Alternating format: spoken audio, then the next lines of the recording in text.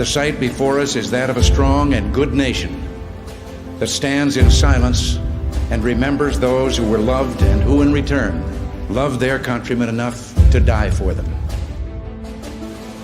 Yet we must try to honor them, not for their sakes alone, but for our own. And if words cannot repay the debt we owe these men, surely with our actions, we must strive to keep faith with them and with a vision that led them to battle and a final sacrifice. Our first obligation to them and ourselves is plain enough. The United States and the freedom for which it stands, the freedom for which they died, must endure and prosper.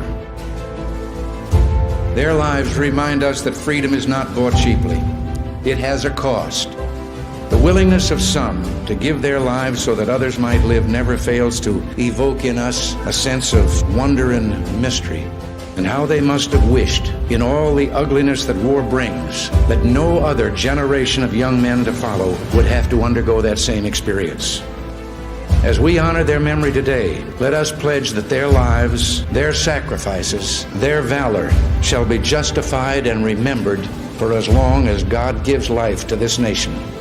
And let us also pledge to do our utmost to carry out what must have been their wish, that no other generation of young men will ever have to share their experiences and repeat their sacrifice.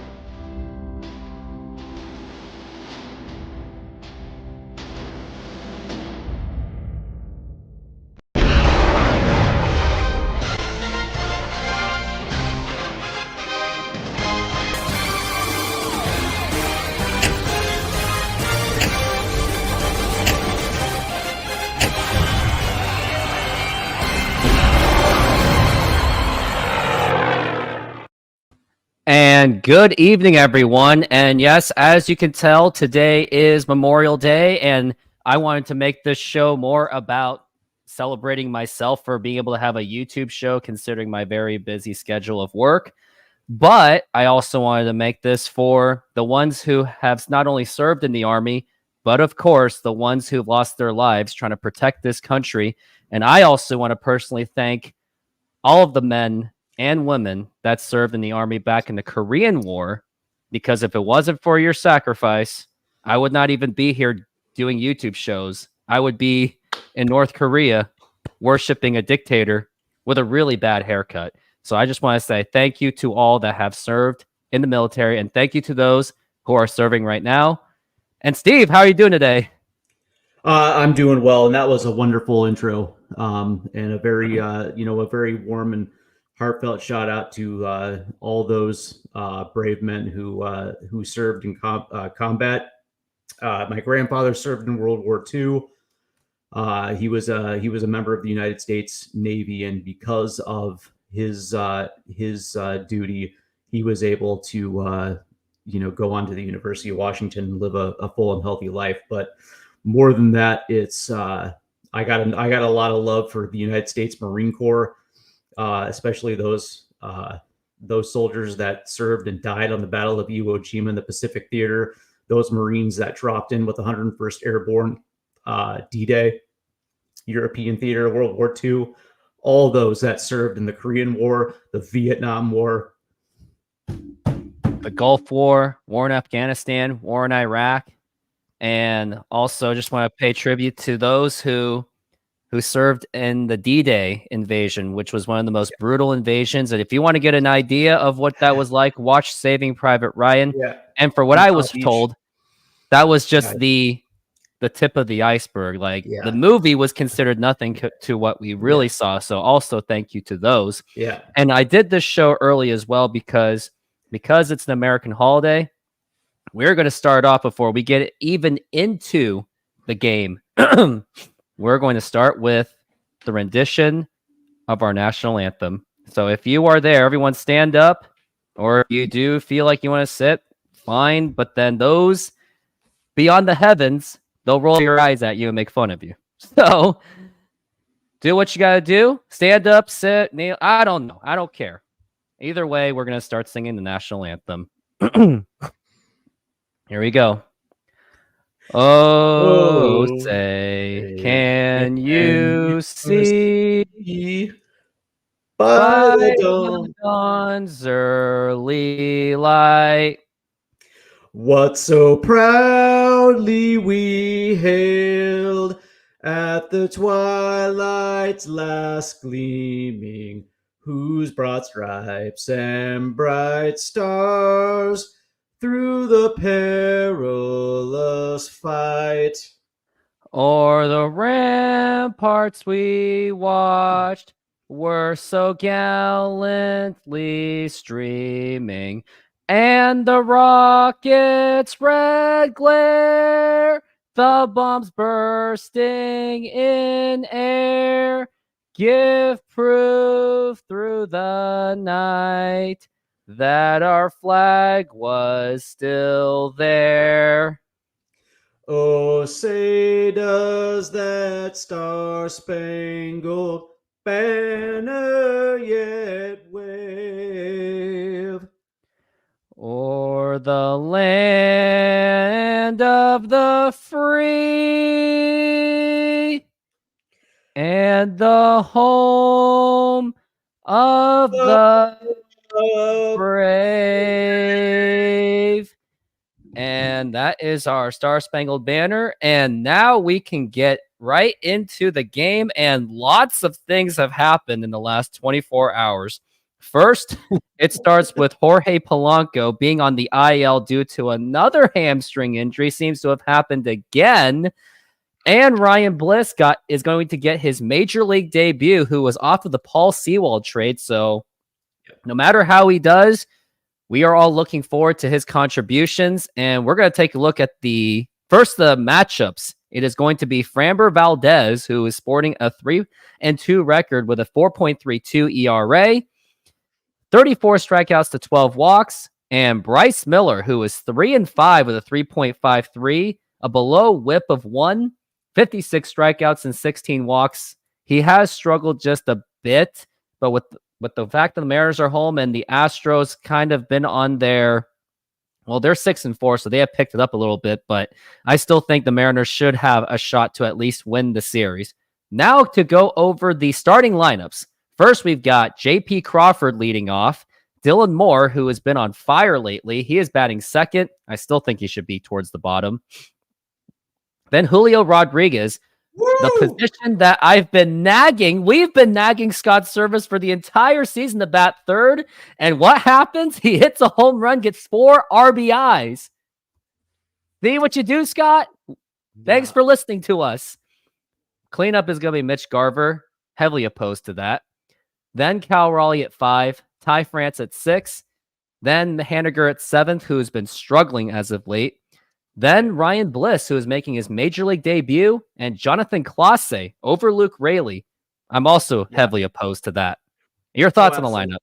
That it's absolute garbage. Although outside of J.P. Crawford and Julio Rodriguez batting in the spot in the order that he should have been the entire time, the idea that you're going to move Dylan Moore up to the second spot, of course, you know what this is.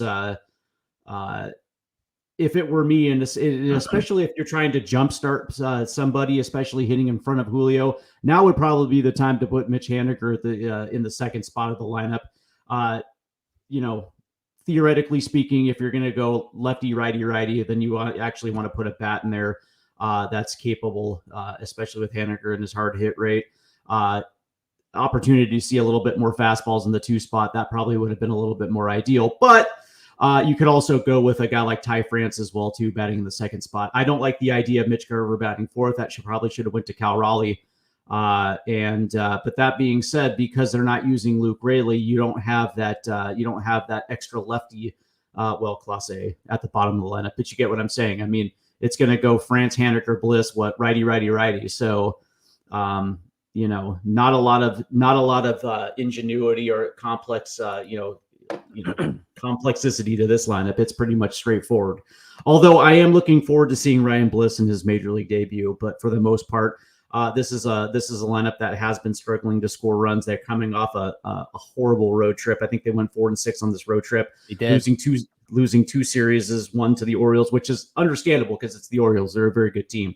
But when you drop 2 out of 3 to the Washington Nationals, who are not a very good team, and the only reason why you ended up winning one is because their bullpen collapsed in the third game, and then obviously the split in the Bronx. There was not really much. There was coming back to this to home. They're kind of scuffling as of late. More telling than not, just about the offense, but also on that road trip. I don't know if you noticed, but their starting pitching got outpitched. So it's going to be a tough series to say the least. And even if Houston was worse than the Angels, we're still going to say it's a tough series because it all comes down to the bitter rivals that is between the Mariners and the Astros. And the last time the Mariners were hosting the Astros, we had that controversy where Julio struck out. Hector Neris, their former bullpen pitcher, was yelling at his face, calling him names. And then, of course, Seattle media twisted it into different ways to basically say, oh, we suck, but hey, look, that Astros guys was mean to Julio. He said those. Yeah, that's what it really was. But whatever happened after that trash talking, Mariners could not respond at all, and it got so bad that Teoscar Hernandez let a ball go right through him. When I saw it, I was like, wait, what? Nah. I mean, it wasn't surprised that it's Teoscar. He doesn't really play well on defense. And even Dodgers Teoscar Hernandez is still going to do that from time to time. So, well, the good news is there's two things that you can look forward to in the series. Number one, the Mariners over the course of the last year and a half have played Houston quite well. This is the type of series where the Mariners, even if they play down to competition, which they did against the Nationals, they seem to show up quite well against the Houston Astros. So that bodes well for this one. The other thing to look forward to is Julio Rodriguez is coming off a monster game. Yesterday, Julio literally just went Super Saiyan against the Nationals pitching staff. Moreover than that, also Ty France also had a very good game yesterday as well too. So coming back home, it's nice. It's nice to see Julio coming off a game like that. So I guess for me at least, what I want to see more than anything is I would like to see this offense get off to a quick start. Definitely. And the encouraging part of Sunday was I was actually more excited when Julio hit the 2 RBI single, or was it a double? I don't forgot what it was, but I actually enjoyed that more than the home run because that's things that we have to see. It shows that Julio, if he can get it right, he is capable of not relying on the home run. And we need him to actually do things that are just beyond home runs. Like he doesn't have to hit home runs every time. And that time he chose correctly. Yeah, it's just the process of understanding how to use the entire field to your benefit. The one thing, especially this year so far, is Julio has been trying to cheat a lot, trying to get out in front of pitches, trying to pull pitches, instead of just sitting back and using the entire field, using gap to gap, using his power for gap to gap purposes, being able to drive in runs. It's not necessarily about the home run, as you said. You can driving in runs. All it takes is an RBI single. You can also use the double as well too. It's being able to take exactly what a pitcher is willing to give you and using it to your advantage. And I happen to agree with you. I like. There's maybe I'm just old, but I still think there's a lot of virtue in the RBI single. Oh yeah, more people should be excited about that than the long ball. And I mean, let's take a look and see my analytics and see if people watch the RBI single or if they watch the home run. Let's take a look at what it was, because a lot of people saw a lot of Julio stuff, and some people actually commented and believed that I was actually a real play-by-play personality. So that shows that I am certainly getting some traction. But here it was, Julio. I got 6.8 thousand views for a Julio tying up the single when it was a home run. Let's take a look and see how many people watched the home run. They watched, only 46 people saw his other RBI single, and then for the home run, 1.3K. So I think even the analytics prove that Well, Leo, listen, it's okay. so Yeah, go ahead. you don't need analytics to understand that chicks dig the long ball. That's been known for decades. Okay, chicks dig the long ball, right? So what is the old saying? Drive for show, putt for dough, right? So in that sense, with that with that analogy, yes, the RBI single is the putt for dough, but the drive for show is always the long ball, and it's the long ball that always seems to get the glitz and clamber, which is why the chicks dig the long ball. No analytics needed. Ichiro disagrees with you. He says chicks dig base runners. That's why he doesn't hit for home runs, because he likes running. He likes to get every set of feet possible to keep his body like iron. Oh, dude, Ichiro, that's the thing, is Ichiro supersedes all of that, right? He's just crushing in Japan. Ichiro's over, Ichiro, no matter where he goes, chicks just throw themselves at him. He's just a different animal, man. He is an animal. And let's take a look at the comments before I have a special announcement before the first pitch. Daniel, how's it going? Thank you for being here. You're always that first commenter. Maybe you could be the first donor for my channel for the day. Christian, yes, absolutely. That's what we did the intro for. It was pretty emotional. Jack Crick has been one of the new ones. Thank you for being here. Yeah, Framber Valdez. Well, I should have added him on my fantasy team as well. Yeah, you're right. Dude, on the right. Who's Matt Rule? I guess that's you. I don't know. Let's but before the first pitch, which is not going to be brought to you by SeatGeek initially, it's actually going to be brought to you by DOV. DOV is a nonprofit organization that helps disabled veterans that have sustained some kind of injuries or just anything that happened to them. So if you guys can use that QR code, get off your wallet, and this time not so much donate to me, but donate to the cause to help our military soldiers or anyone that was in military.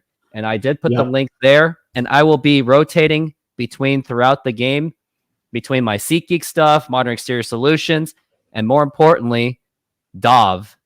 And this was recommended by one of my friends who also served in the military. I asked him, like, hey, which one's the good one that actually where the money actually reaches to them? And he told me that it was Dove, and I trust him. I take his word for it. So everyone, I mean, there's a lot of good charities that help veterans. DAV. There's also, I think, the Wounded Warriors Project as well too, that raises money for veterans with PTSD, that actually gets them into gets them into things that actually help recover from issues of war. So, but definitely get off your wallet and make a donation and help the veteran.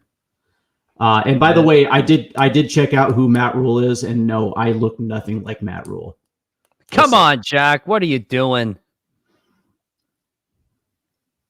And it's still on commercial break at the very moment. We're getting ready for this game, and let's talk about Framber Valdez's and his analytics and his baseball savant. And thank God we have a baseball savant.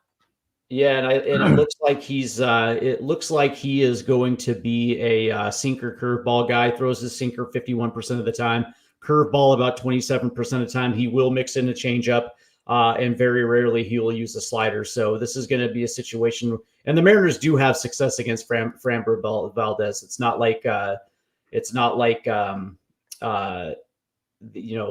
they haven't seen him before. As a matter of fact, they saw him earlier this year on May 4th down in Houston, where the Mariners put up 5 runs on 9 hits to get him 2 long balls, and also drew a walk on 3 strikeouts. So they've seen him once already. They know exactly what he's going to try to do.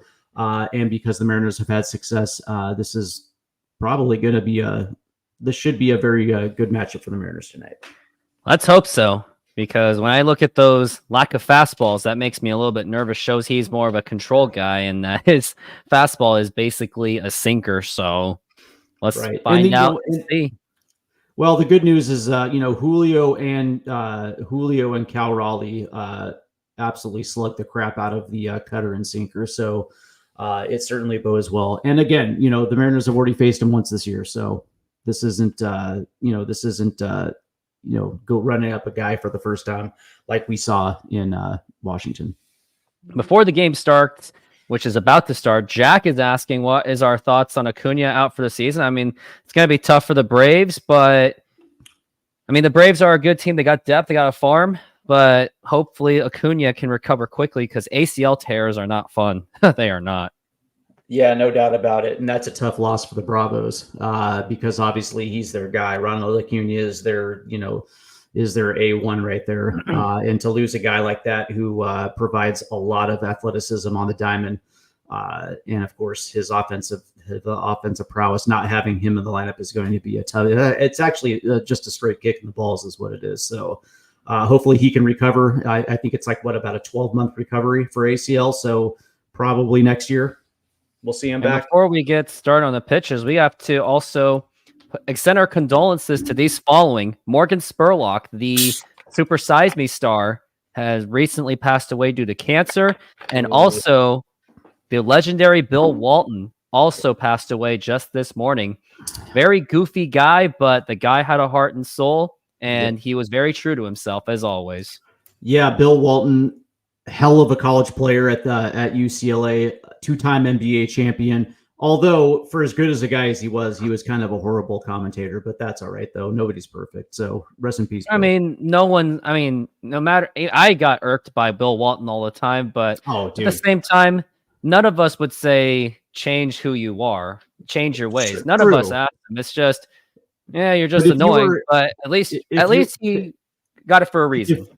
If you were a Sonics fan in the 90s and you listened to Bill Walton on the NBC broadcast, the Sonics were not a good comeback team in the 95-96 season. He was not a fan of the Seattle Supersonics. No. I think he secretly was in love with Michael Jordan. That's what I think. Oh, yeah, Michael Jordan with that. He's the heroics of the flu game. Yeah, you can't really take that away from him. I'm sure Bill Walton was laughing from up there. He's probably annoying everyone up there right now. He's probably egging on Kobe right now. Oh dear. Oh boy, nice. I wonder what that's like. And David Stern's like, oh, here he is. Yeah, he's calling the NBC broadcasts in heaven. Kobe. Yeah. Yes. Yeah, Kobe versus Wilt Chamberlain. They're probably playing each other right now. Mm-hmm. And looks like we're about to get started in just a moment. And this first pitch will be brought to you by, not SeatGeek this time, it's going to be brought to you by Dove. Dove, support our military members that are disabled. So please help them.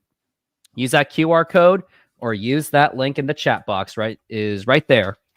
And now here is the first pitch to Altuve. And that is fly ball to Ryan Bliss. He's going to get the first catch at that. And he makes the catch. And must I say, nice catch, Bliss. Don't ever bleep and do that again. Because he kind of had a little basket catch-ish. Yeah, first pitch fastball pops straight up to second base. So Ryan Bliss makes his first play as a major leaguer. And by the way, is it annoying to see him wearing the number 1? I think that is the worst baseball number, for a baseball player. Number 1. You think so? Yeah, at least go 00. Here's Kyle Tucker up to the plate, and that is not in there. That's going to be a ball. And there had been some trade rumors suggested by the Marine Layer podcast. They really want Kyle Tucker in the team, but unfortunately, I just don't see it happening, even if the Houston Astros are the worst team in baseball. Inter-division trades are very rare. The 1-0. Yeah, but the Mariners have made, a couple of years ago, as a matter of fact, traded their best reliever to the Houston Astros. So it's not like it's uncommon that two teams would trade in the division, especially if the price were right for Houston. But, the thing about it is, if Houston does that, that's waving the white flag. And I don't know if they're I don't think they're waving the white flag because they've been 6-4 in their last 10. So they are just as much as a threat as the Texas Rangers. And was Oakland, but it looks like they're starting to fall apart. And there's always rumors of them shopping players. They may want to get rid of Mason Miller because they really want to Rachel Phelps this thing. I would love to have Mason Miller in our. Oh, that would be lethal. But the A's will ask for a ransom. Well, here's the weird part, man. The A's are a team that likes bulk. You know what I mean? So It's not 3-1 necessarily pitch. a ransom. And that's ball 4. Take your base, and Kyle Tucker gets on board with a walk, and that's where you get nervous because you got the big boy, the guy who built my YouTube channel, Yordan Alvarez, is now up to the plate. Yeah. And, Oakland would probably want, bulk, not necessarily your top prospects. They would probably want a package of good prospects. So guys like Jonathan Clase, something like that. I don't know if they'll want Clase, but I'm thinking maybe like Farmelo, maybe Ty Pete if we're lucky. That's going to be foul ball. Yordan, the ultimate Mariners killer, but his numbers of his standards have been lower. He's batting .269 with 9 home runs and 22 RBIs. We could still use that kind of offensive production on the Mariners, though. Just a quick check. Kyle Tucker, by the way, is arbitration eligible right now in his age 27 year, and it looks like he's an unrestricted free agent after the 2025 season. Dang. So one more year. As JP Crawford just caught the hit by the mighty Yordan Alvarez. And why did he grow my channel? Because my most viewed video is 24,000, and the video is called "How the Mariners Got Yordan Alvarez to the Houston Astros" via Eric Bedard. Now here is Alex Bregman, another longtime star for the Houston Astros, batting .210 with 4 home runs and 21 RBIs. Yeah, he certainly has been struggling this year, hasn't he? This entire Houston team is struggling, but they have picked it up as of late, though. Career against Bryce Miller, 1 for 10. So maybe this is an advantageous matchup for Bryce Miller. We'll have to find out and see. Yeah. Also, 278 OBP. Oof. Yeah, I think Bregman slugging 373 with a 601 OPS. 323. Yeah, there you go. A 74 WRC plus. So, he's struggling for a guy who actually has always been above average, especially even in some of the power peripherals. So, yeah, it goes to show you that, Houston got off to a rough start. He really did. And the throw to first, not in time. And this season so far has reminded me of the 1997 Mariners season where the Mariners won by basically default. And right now, as of now, if the playoffs started today, Mariners win the division by default. That's how it's been going. Also plagued with questionable bullpen. The only difference is we just don't have a bat. We don't have good bats right now. 1-1. Yeah. Popped up once again, and that's going to go right to Ryan Bliss. He's been a little bit busy. He is there, and he makes the catch, and that's going to retire the side. We go to the bottom of the first. No score, and good plays by Ryan Bliss of catching the pop-ups. Now, what ads do I've got? Hate to do this to you guys, but we're going to do a SeatGeek one. I should have had a Dobb advertising, but didn't happen. Oopsie. Here it is. SeatGeek is a mobile ticketing app for sporting events, concerts, and other events. They make the buying experience easier by the app ranking each ticket from 0 to 10 to see if you are getting a good deal, and you can see exactly where you are sitting. I regularly use that app, and I have had nothing but a fantastic experience with SeatGeek. Use my promo code Rooftop Sports to get $20 off of your first purchase. Link to the code, app, and website will be in the description, so take advantage, and thank you. Well, before you use my promo code, I'm going to do it for you guys really, really quick. Use my promo code Rooftop Sports for your $20 off for your next Houston Astros game. But before you even do that, donate to these guys first, and then use my promo code, because I want to make this about the veterans. I don't want to make this 100% about me. So get off your wallet. That's very noble of you. And of course, today's Memorial Day, and a very big shout out to the United States Marine Corps and all those Marines that are still around. Quick shout out to my father-in-law, who was a Marine and still is a Marine, served in the Vietnam War. Got a lot of love for the United States Marine Corps. Oh yes, absolutely. And I gotta show a quick picture, and looks like we are back from the break, but I do gotta show this really, really quick. This is the landing of Incheon, where the United States, when South Korea was being absolutely overrun, the United States started their invasion in Incheon, and that was the turning point, at least of the first half of the Korean War, more like the first quarter of the Korean War. Lots of men deserve to be thanked for that. And now we got JP Crawford on the mound or on the plate. And here is the pitch. And that is in there for a strike. Have you noticed that since JP's been back, he's been swinging the bat. It seems like his swing is a lot more crisp. It seems like he's a little bit more dedicated since he's been back. Not to say that he wasn't before, but and here's a ground ball foul that looked good. His swing looks a lot cleaner. That's what I'm trying to say. Yeah, good point. Angel Hernandez is retiring effective immediately. Is this a prank? I don't know. And we're looking at the 0-2 count, and here is the pitch. And that is a ball, and the catcher tried to do a frame job, but the umpire wasn't having it. I also found the video for Dov, and I'm just uploading it now, so I'll do it for next commercial break. Yeah, Angel Hernandez is one of the worst umpires in Major League Baseball, next to CB Buckner. There was a clip that I was watching where he rang up Bryce Harper on a check swing that wasn't a swing. Didn't he throw out Aaron Boone because he thought Aaron Boone was arguing, but it was the... Oh, okay.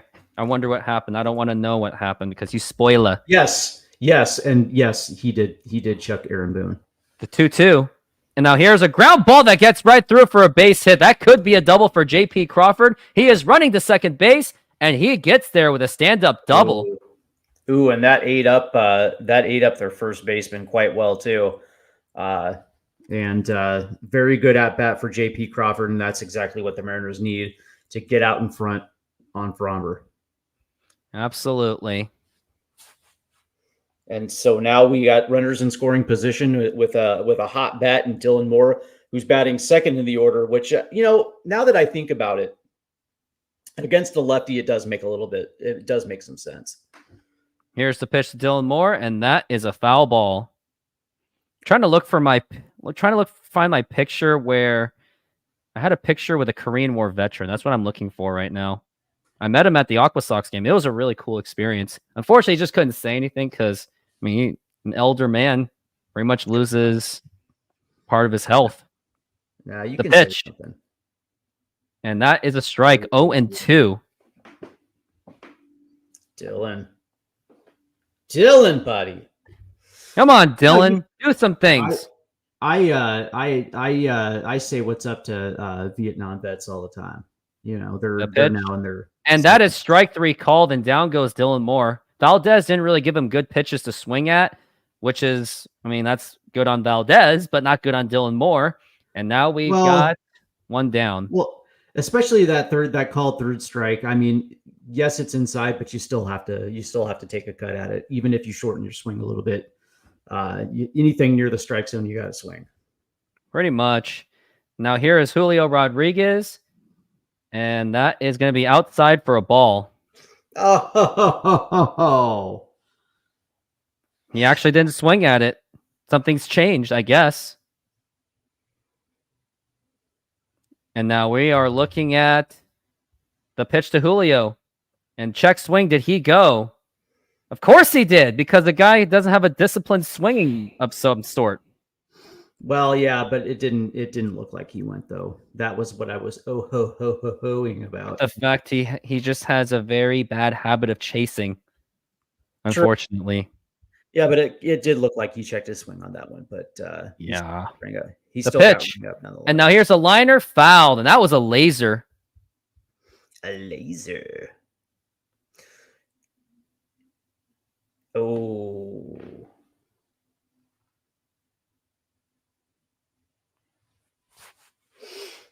Julio. And now we are looking at the pitch to Julio. The 1-2. And here it is. Now here's a ground ball that gets right through for a base hit. Is JP Crawford going to score? I can't tell. Nope, he's going to stay at third base. I really thought he was going to score on that one. Yeah, base hit to right field. Kyle Tucker with a pretty decent arm. Manny did the right thing by holding up JP at third. But now you got runners on the corner with one out, and now it's even more indicative for Mr. Garver here not to bounce into a double play and kill the inning. Let's not bounce into that double play. Sacrifice fly. I'll take a sacrifice bunt. I'll take Yeah, a bunt. we'll never, ever, ever, ever see a Seattle Mariner lay down a bunt unless he's struggling and he needs a base hit, which we saw, which we saw Luke Raley do earlier in the year. Tragic. Yeah. And now here is the pitch, and that is low for a ball. Looks like Garver's OPS at home is 704 compared to 534 on the road. So, he's a little home cooking here. I think I lost my picture. I can't find my war veteran picture of the Korean War. Now I have no proof. Oh, we have proof. And now Valdez is ready. And here's the 1-0.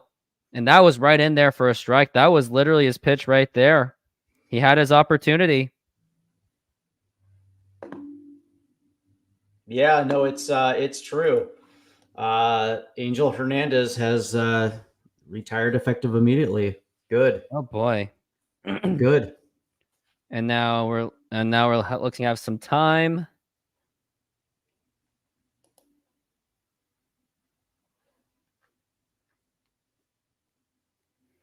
They're having a little chat. I'm still trying to find that picture.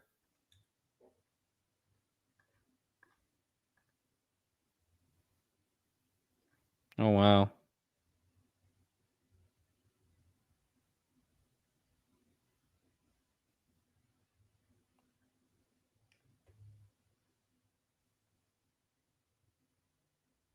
Yeah.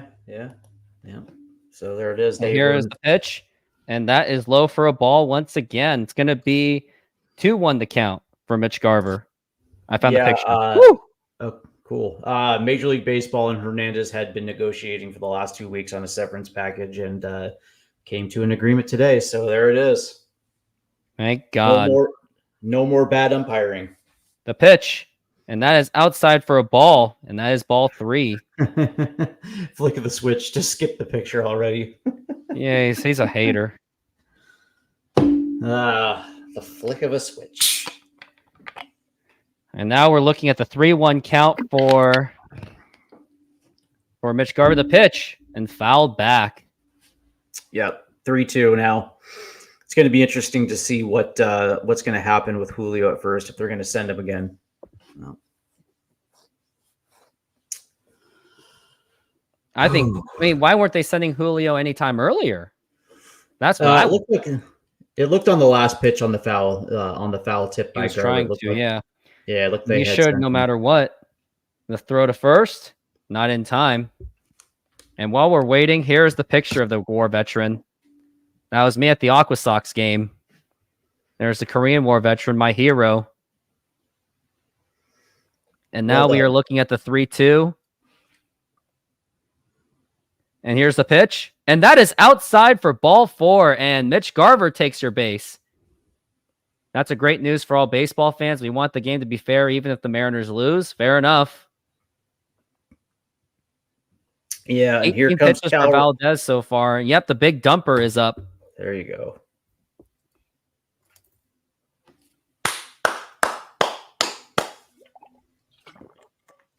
He has 2 grand slams this season. Mariners have 2 grand slams this season by Haniger and Raleigh. I saw one of them. The pitch to Raleigh. And now here's a fly ball to deep right center field. And he makes the catch. That's going to be tagging at third as J.P. Crawford. And the Mariners take the lead 1-0. That was a great catch out there in center field, by the way.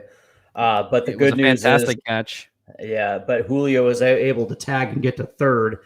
J.P. Crawford scores, and you know what? I hate to say that, but you know what that was, my man? That was small ball.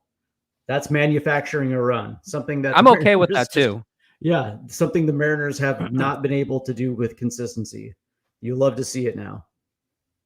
You love to see it. That's a name. That was a former name of a YouTube channel. Now his name is Raise the Trident. And now, now with Ty France, a nice little 2-out single right here to score Julio from third would be phenomenal. Here's Ty France, and that is low for a ball. Ty France batting .243 with 6 home runs and 20 RBIs. batting .286 against Framber Valdez.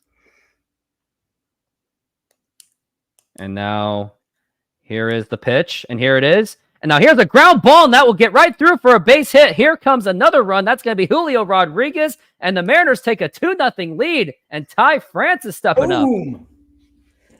Yep, 2-out single, 2-out base hit with a runner in scoring position. And this was like the best case scenario for the Mariners, jumping on Framber early.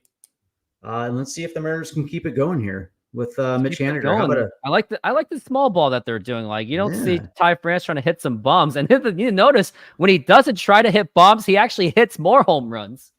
Right. Let's see if Mitch can keep it going here. Maybe a nice little RBI double, or dare I say it, the 3-run bomb, and break this thing wide open. Let's break it open immediately. Here's the pitch to Haniger. Boom. And that is in there for a strike. You must be way ahead of me. And we're looking at the 0-1 for Mitch Haniger. You're right. This is unusual. And here is the pitch. Now here's a ground ball and another base hit. Is that going to score in another run? Are they rounding him? And they are. And that is Mitch Garver scoring, and the Mariners take a 3-0 lead. Right, and you got that sinker that hung up, and all of a sudden Haniger drives one into center field, and all of a sudden this momentum is keeping on rolling, and now the Mariners lead 3-0. And all of this was manufactured with small ball. That's what they're doing. They're not trying to hit the long ball. They're not going to try to live and die by the home run, because the team has the personnel to do both. They don't have to just hit home runs. I mean, last year I felt that they were living and dying by the home run. And now looks like we got Ryan Bliss up to the plate. That's hence why there's that standing ovation. And let's see if Ryan Bliss can continue this. And now here's the pitch. Ground ball foul. No pressure on you, Ryan Bliss, but congratulations on making it to your Major League debut finally. I was told that Shauna says he's very streaky, so we have been warned. But either way, we really wanted this guy called up for a long time. And we're looking at the 0-1. And here is the pitch. And now here's a ground ball right to Altuve to throw to first, and it's in time. And we go to the top of the second, but the good news is Mariners got 3 runs out of it, and I did find an ad for the Dove fundraising. Here it is. It's been healing for me to tell my story and hopefully allow somebody else to get something out of it. So I really want other veterans to tell their story and hopefully find that healing as well.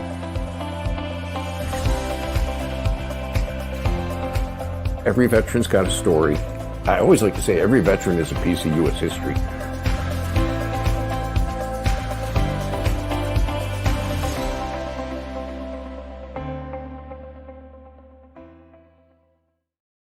And once again, get off your dang wallet and donate to our disabled veterans or any veterans that are in heavy need of help. And shout out to Brett Duncan, who also served in the Army. He was the one that recommended me to this. And definitely I'm taking his advice. So everyone, please do make that donation. And they're showing Gabe Spire with a Tesla. Very weird. Yeah, you know what? This was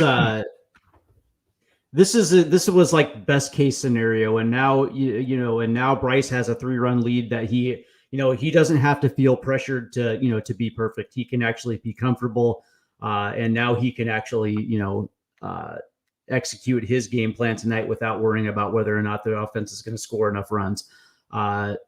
This is again best case scenario, man.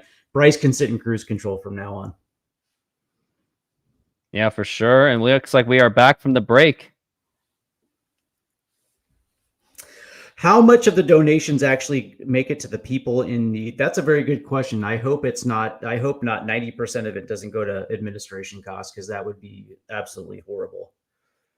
Yeah, let's hope so, because we've seen a lot of, like, for example, the Haiti cause. Yeah. Where a certain foundation took basically 100% of that donation. And next thing you got the Haitians going, "Where's our money? Where's my money?" Don't want to say it because I don't want to say the names because I don't want to be political or anything. But here is Sure. Jeremy Pena, who has a 0-1 count on him, and a swing and a miss, strike 2. Jeremy Pena has been off to a good start. 320 with 5 home runs and 21 RBIs. He's also remembered for killing the Mariners' hopes and dreams in the playoffs, although the Mariners were burned out by then. But Jeremy Pena hit that home run in the top of the 18th inning, which ended the game. That game went on hours. Right. Yeah. Well, that series was lost after game 1 when It was 0-2 outside ball 1. Jordan went deep against Robbie Ray. Robbie Ray. Where Robbie Ray never should have been in to begin with in the first place. But, you'll win some, you lose some. The 1-2 count. And a swing and a miss, strike 3, and down he goes. Strikeout for Bryce Miller. That was a wicked slider. That's what Bryce Miller's got. They call that the sweeper, I guess. Yeah. Nice. That was really nasty. Yeah, I know they call them sweepers these days, but it's a slider, though. Yeah, let's call it the slider. It's just a fancy name for a very breaking slider. Here is Jake Myers, and here is the pitch. And that is going to be outside for a ball.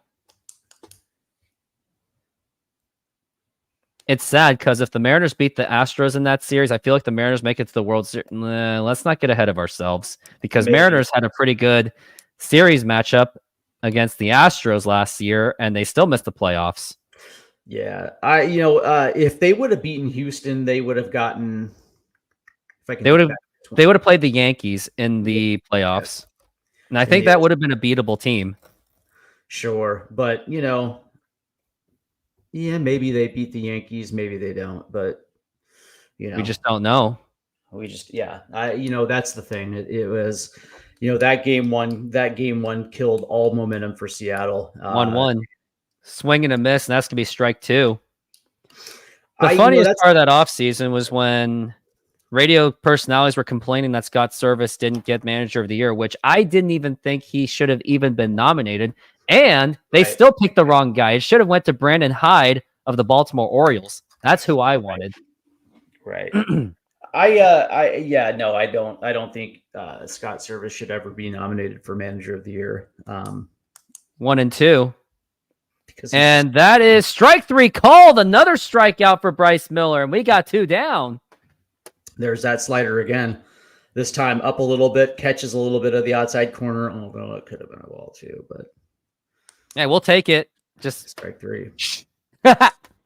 If that would be a tough task. If they had gotten past the Astros in 2022, that's a tough task of beating the Yankees. Aaron Judge, Giancarlo Stanton. Yeah.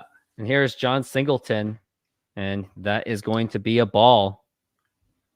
Singleton batting .233, 5 home runs and 14 RBIs. Oh boy, where'd he go? And he's back. And here's the pitch. And that is going to be a strike. 1-1. Sorry about that. All good.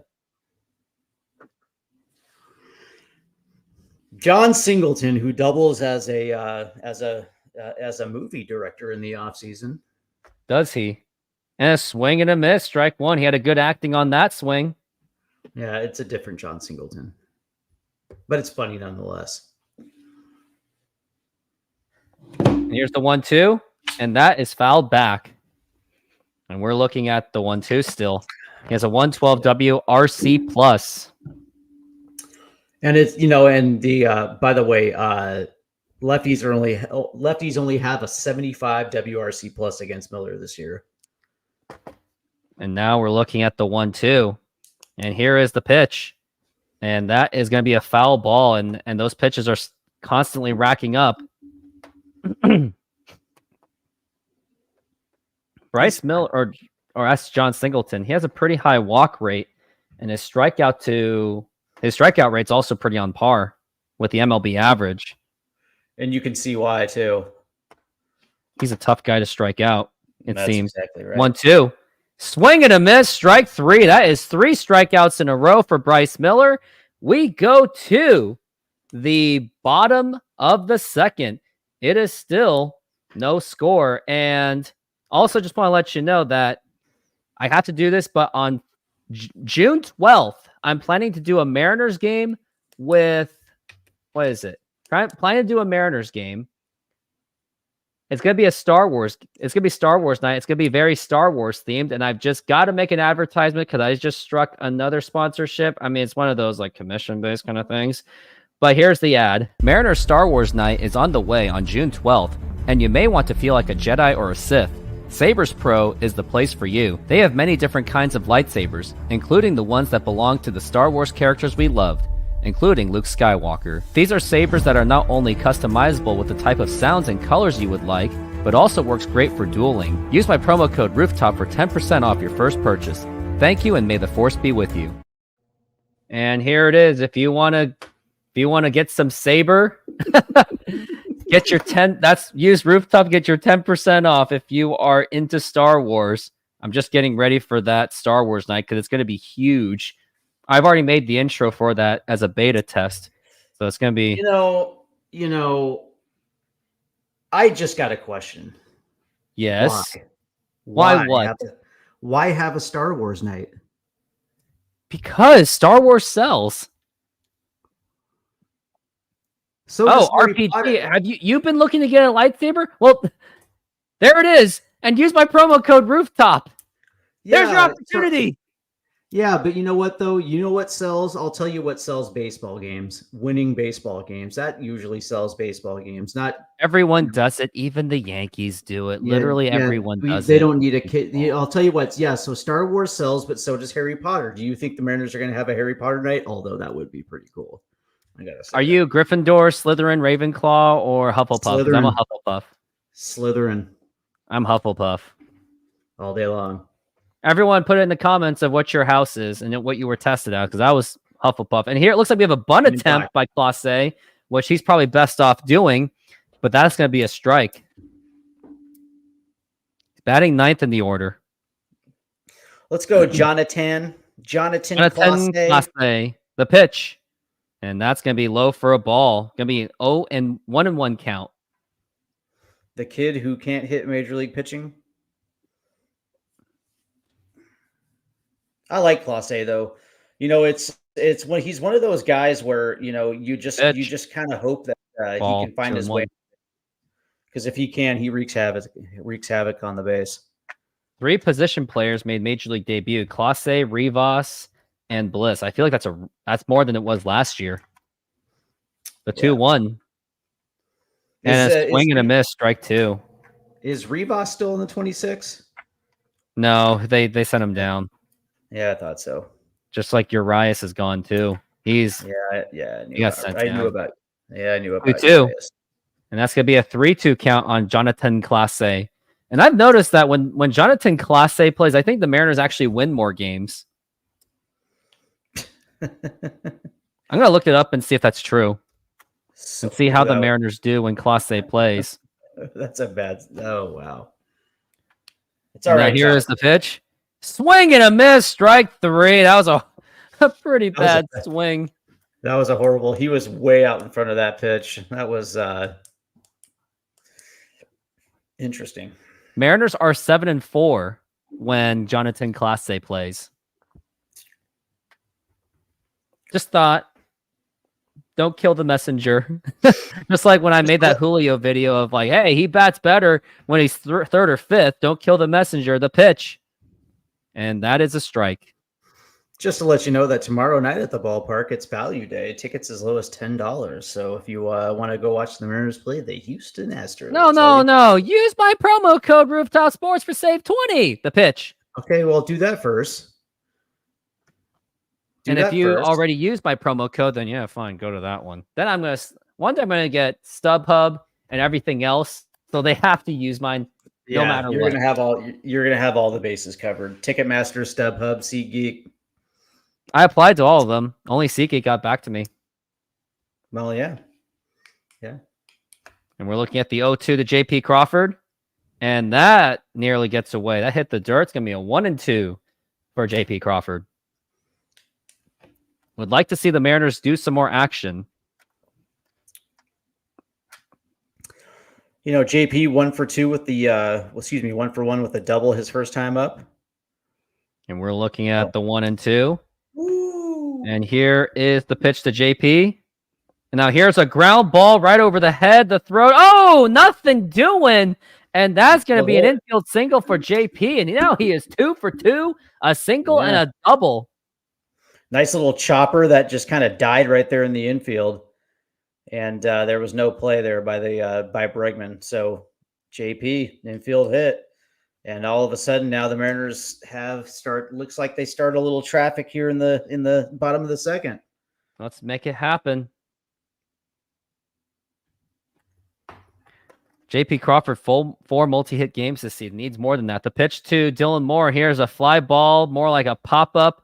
Could be blooping. No, Altuve makes the catch. Yep. Nope. Just a little too shallow. Chasing first pitch and literally just skies it. Ouch. What time are you off? So I think you said you're off at 11, so you're off at 8, basically. Yeah. Sad. Yeah. I'll be lonely again. Just like I was yesterday. I was all alone. At least I had people commenting. Julio. Let's go, Julio. The pitch. Now here's a ground ball. Another base hit for Julio Rodriguez. Gotta be man on first and second. You gotta like what you're seeing out of Julio Rodriguez. Yeah. He's not even trying to kill the ball. And I'm telling you, batting third helps, doesn't it? Isn't this helping? Yeah. Yes, I mean, it certainly has a carryover effect from yesterday, and all of a sudden now JP's 2 for 2, Julio's 2 for 2, and that's his 17th multi-hit game of the season. And now Fromber's in a little bit of trouble here. Runners on first and second, 2 outs, and Mitch Garver here, who drew a walk the first time up. He's been walking. At least he's been walking. He does walk once in a while. And it would be absolutely lovely to see a double right here for Garver, driving in JP. And that is foul ball. I think he wants to try to get some runs in with the 2 outs going on right now. Flick of the switch. What did you watch for a few minutes yesterday? Oh, you watched me for a few minutes. I appreciate that. Appreciate the view that was given. Yeah. I wish I could have joined you last night, but would have been fun. The pitch, and that's going to be in there for a strike. When there's family duties called, you gotta answer the call. Family comes first. Absolutely. We're looking at the 0-2, and here is the pitch, and that frame job tried to happen but didn't happen. It's going to be a 1-2 for Mitch Garver. Mariners are 3-5 with runners in scoring position today. For the season, they bat .263. They got to get up. Oh, you hate my commercials? Do you hate the Dov one too? Man, Flick is like the biggest commercial hater in my entire community.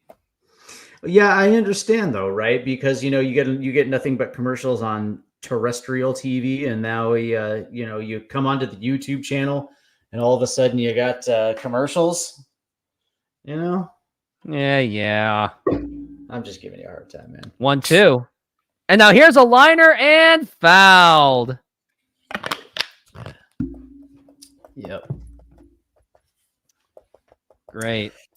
It would be nice to see for Valdez, though.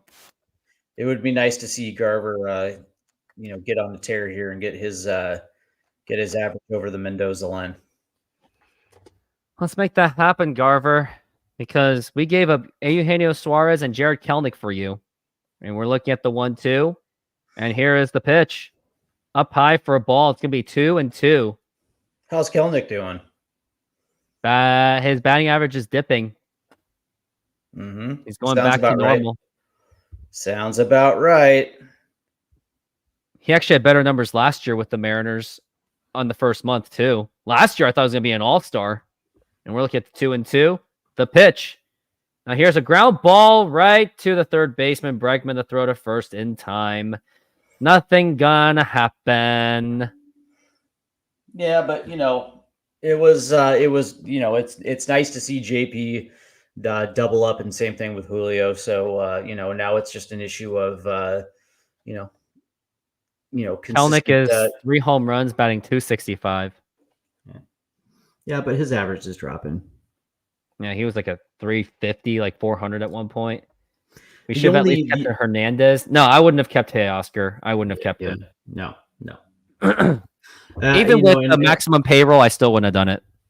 The of the three that were jettisoned, you would probably say the one that is at least playing pretty well is Teoscar Hernandez, but Suarez and Kelnick, and I would probably assume that Teoscar is probably going to come down to earth at some point as well too. But as of right now, he's still playing pretty well. But no, I would not have kept Teoscar Hernandez. Yeah, it's not like he would have done Dodger numbers in Seattle. He has 12 home runs, batting 259, so he is kind of back to earth. Hitting a solid 259. But he has 38 RBIs. Yeesh. So he is having a fantastic season. Well, it's decent. Ohtani has 13 home runs, 35 RBIs, batting 336. Those guys are, Ohtani is one of a kind. One of a kind. Oh, they're showing the Jack in the Box commercial. Does that make you feel torture? No. I do love some Jack in the Box though. Yeah, you don't need the big name ones. Just go to, there's always good small name fast food restaurants to go. Yeah. By the way, Teoscar's got a 313 OBP, so he's barely getting on base, but yeah, he's He'll hit the long ball. Excuse me, he's got a 330 OBP. That's a little bit better. Aren't we all one of a kind? Oh, flick of the switch. Aren't you one of a kind? And here's Jose Abreu. Oh, he's batting 0.099 average.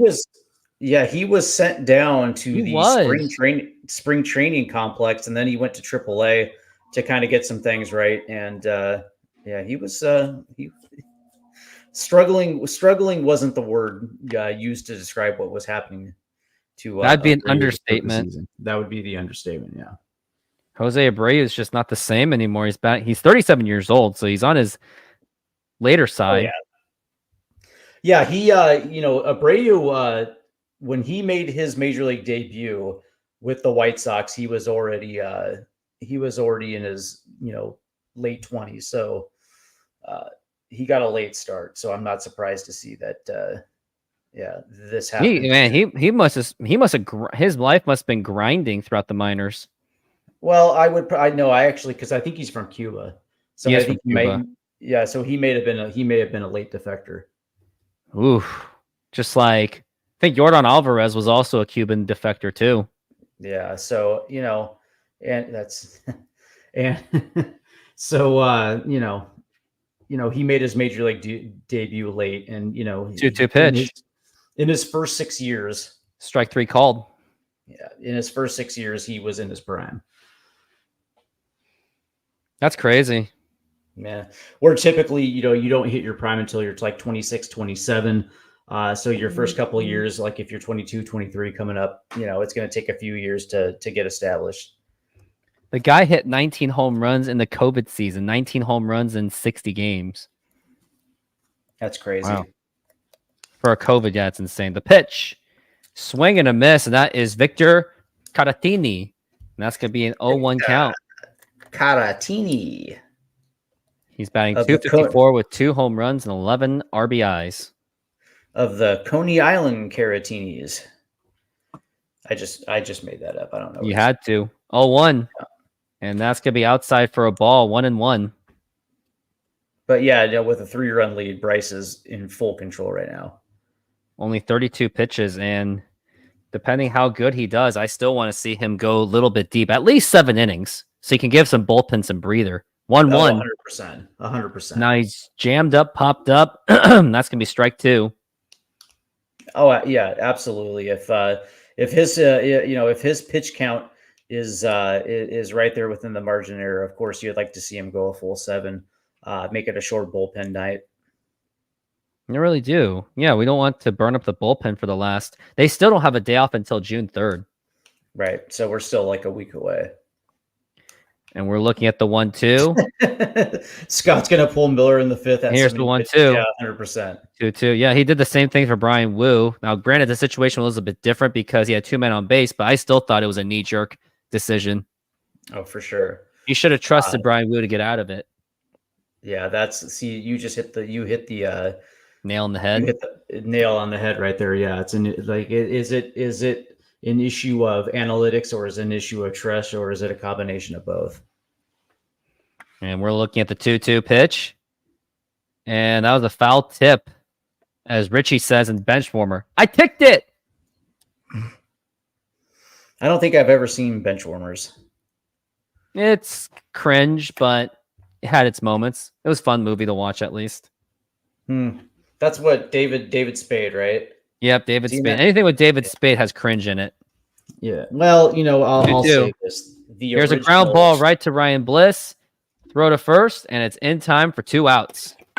The original Joe Dirt was kind of endearing. Bliss wearing number 1. Dierte.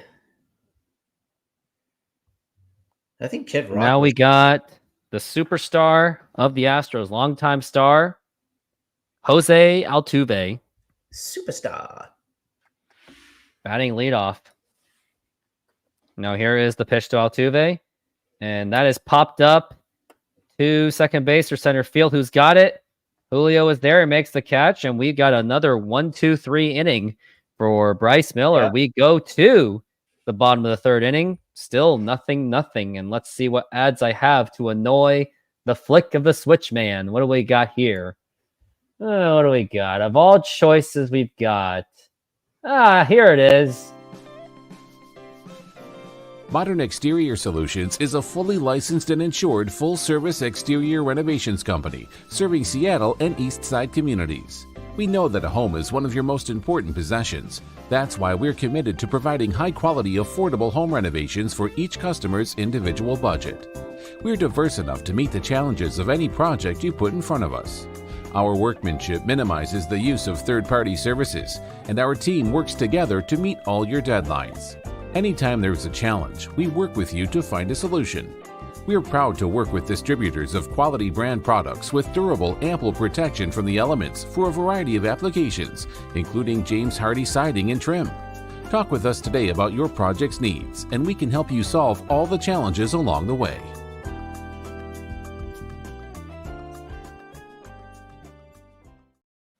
If you're looking to have your house fixed, because the real estate market in Washington's picking up, so if you want a last-minute fix job, a very quality one, use my promo code Modern Rooftop for your 20% off, and there is that phone number if you want to give them a call. And they're still on commercial break. See, flick of the switch, they have longer commercials than I do. That's David Ortiz and Jorge Posada. Yeah, but Flick of the Switch wants to talk about Tommy Boy, because Farley and Spade was a classic comedy duo back in the 90s. I guess Absolutely. Absolutely. Hey, you've never seen Tommy Boy? Nope. Oh, I think you're missing out, man. They're talking about airports. Veterans Memorial Park. Another thing you're also talking about. Trying to see where is Veterans Memorial Park? That's a good question, but I know it's near a QFC because they showed a picture of QFC in the. It looks like there's one in Seattle, I think. Maybe in SeaTac by the airport. Maybe. Veterans Memorial Walla Walla. Wait, no. Not Walla Walla. There's one in Renton, Mount Lake Terrace, Auburn. Yeah, they probably shot the one in Renton. That makes sense. I guess so. And now here's the big dumper, Cal Raleigh, up to the plate.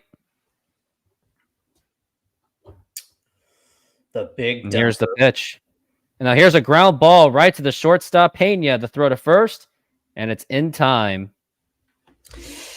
Yeah, chasing the first pitch right there. It was a good pitch to chase, though, but still, though.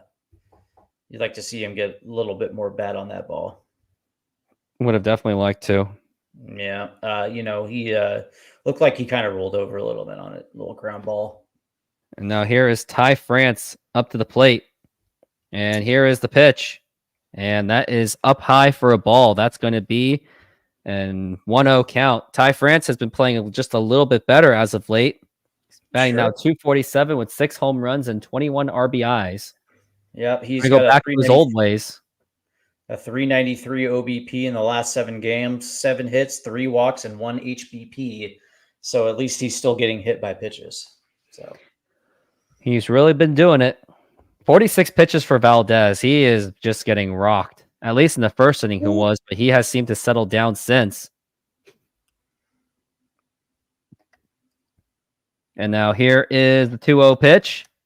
And now here is a fly ball to deep right field, and that is caught by Kyle Tucker, and that is going to be down, but that was a really nice hit.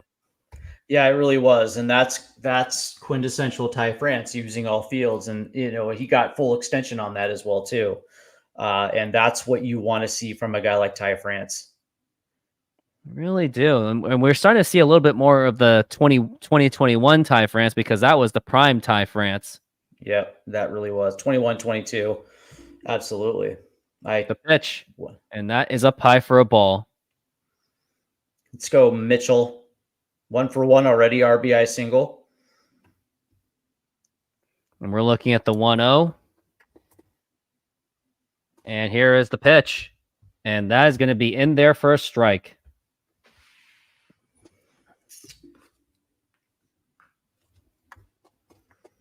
Mitch Haniger batting 216 with 6 home runs, 24 RBIs, and the 1-1. And that is going to also be in there for a strike. That's going to be a 1-2 count. Already 1 strike away from switching possessions. Yeah, and you'd like to see Mitch. You'd like to see Mitch start getting on a roll, and he's got it. He's capable of it as well too. The dude is such a dangerous hitter. So far, it's been just an issue with consistency with him.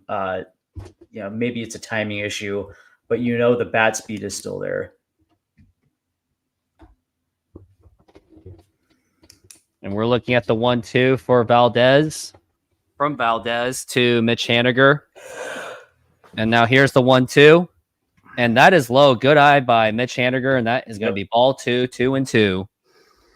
And now you're going to be in a count where chances are going to be pretty good that Framber is going to have to put one over the plate here.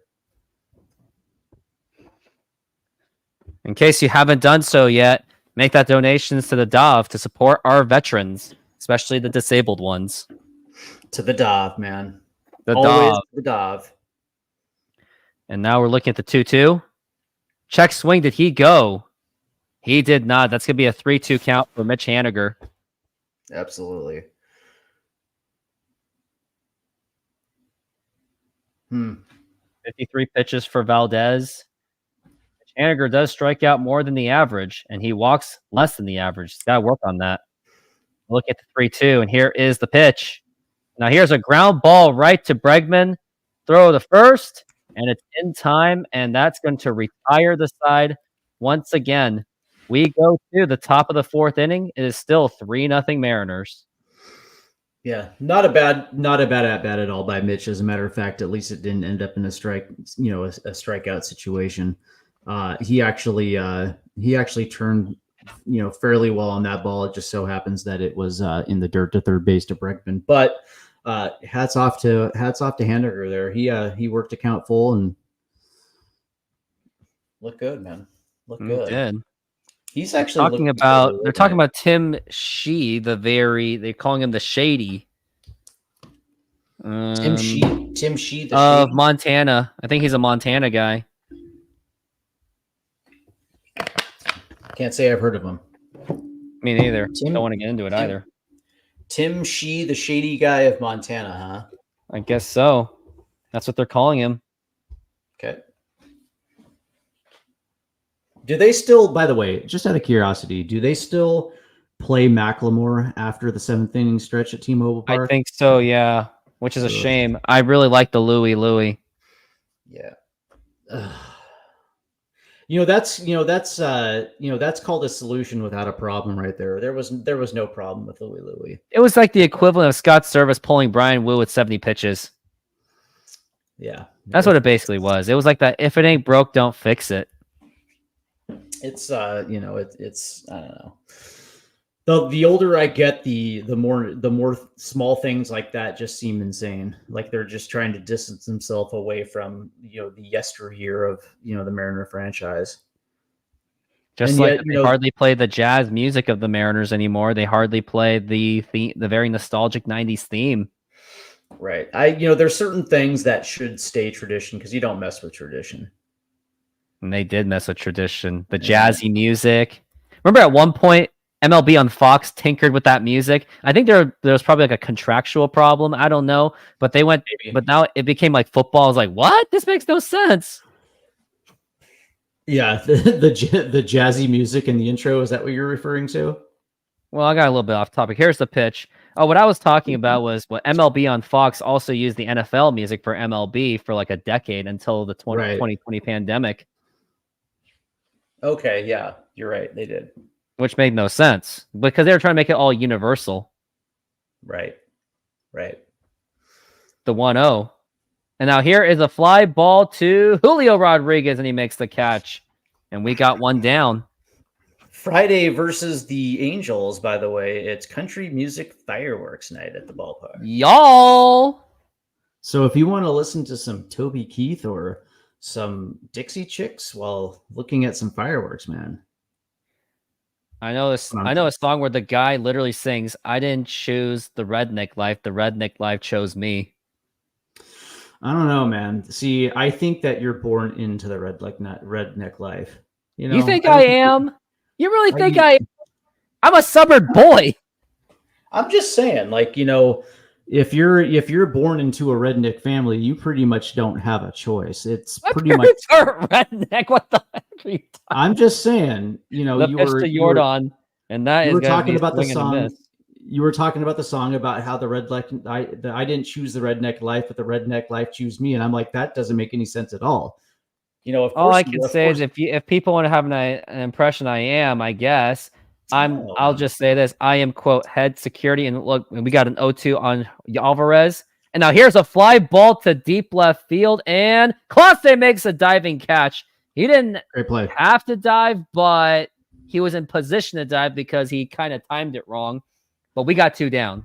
Yeah, that was good. But It was a if good way people to want to track that assume ball. why I am, I'll just hint it. No. I am quote. No, I wasn't saying that you were a redneck. That's not what I was saying at all. I was just saying that saying of what you were saying about how you didn't choose the redneck life or the redneck. It something chose like that. me.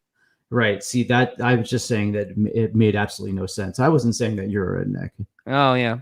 Well, to get an idea, I'm quote head of security of my household. If that gives you an idea, I am head of security. I'm in charge of morale in my house. I guess so. 0-1, and that's gonna be a ball for the struggling Bregman. 1-1. I'm the only person that lives in this house. So yeah, I'm in charge of my own morale. How about that? It is. And I'm the head of security. And I'm the head of security too. I'm head of security. I gotta protect everyone in the house. 1-1. And now here's a fly ball to deep center field, and Julio makes the catch, and that is going to retire the side. Another 1-2-3 inning for Bryce Miller. We go to the bottom of the fourth. It is still 3-0. And what do I got here to? What do you? By the way, click? Yeah. What do you use for security? I'm not gonna tell you. I don't want YouTube to get all messy with me. Well, they're not going to get messy with you. I just happen to have security tools. Okay, fair enough. I do too. And I have cameras. I do too. Yeah, just curious. Yeah. Just curious. It's all good. All right, what kind of commercial you got lined up? I don't know. Let's take a look and see what I got. I got SeatGeek, already used that. Oh, this one. Since 2022, I have been growing this YouTube channel, and I just want to say thank you very much for being part of the growth and for the future. I now have memberships to offer for you. I got two different ones. I got Rooftop Fans and Rooftop Super Fans. For Rooftop Fans, which is $1.99 per month, You'll get loyalty badges to give you priorities for responses to comments, and you will even have access to special emojis that I made myself. As for Rooftop Superfans, which is $4.99 per month, you will not only get the benefits of Rooftop Fans, you will also get priority to future videos, including nostalgic videos. So go ahead and check out my membership, and thank you for your support. Yeah, that's the one. If anyone wants to join my membership, please do so. And also, if you guys are wondering what's the background, because normally I have T-Mobile Park as a background, but I did change it up with this. It is the Korean War Memorial. So decided to spice things up. Yeah, it's nice. I should go there someday. Yeah. How many super fans do you got? Because I like super fans.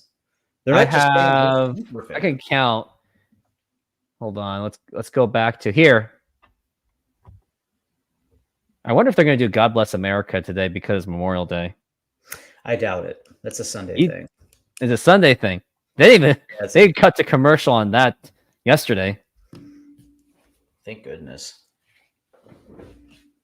All right, let's take a look and see where it's at. I have 2 super fans and just 1 fan. Here's Ryan Bliss. And that is going to be in there for a strike. Bliss is 0 for 1 with a ground out in the first. Ooh. Still on his major league debut. 55 pitches for Valdez. And here is the 0-1 pitch. Now here's a line drive right to Altuve. And that is going to be down.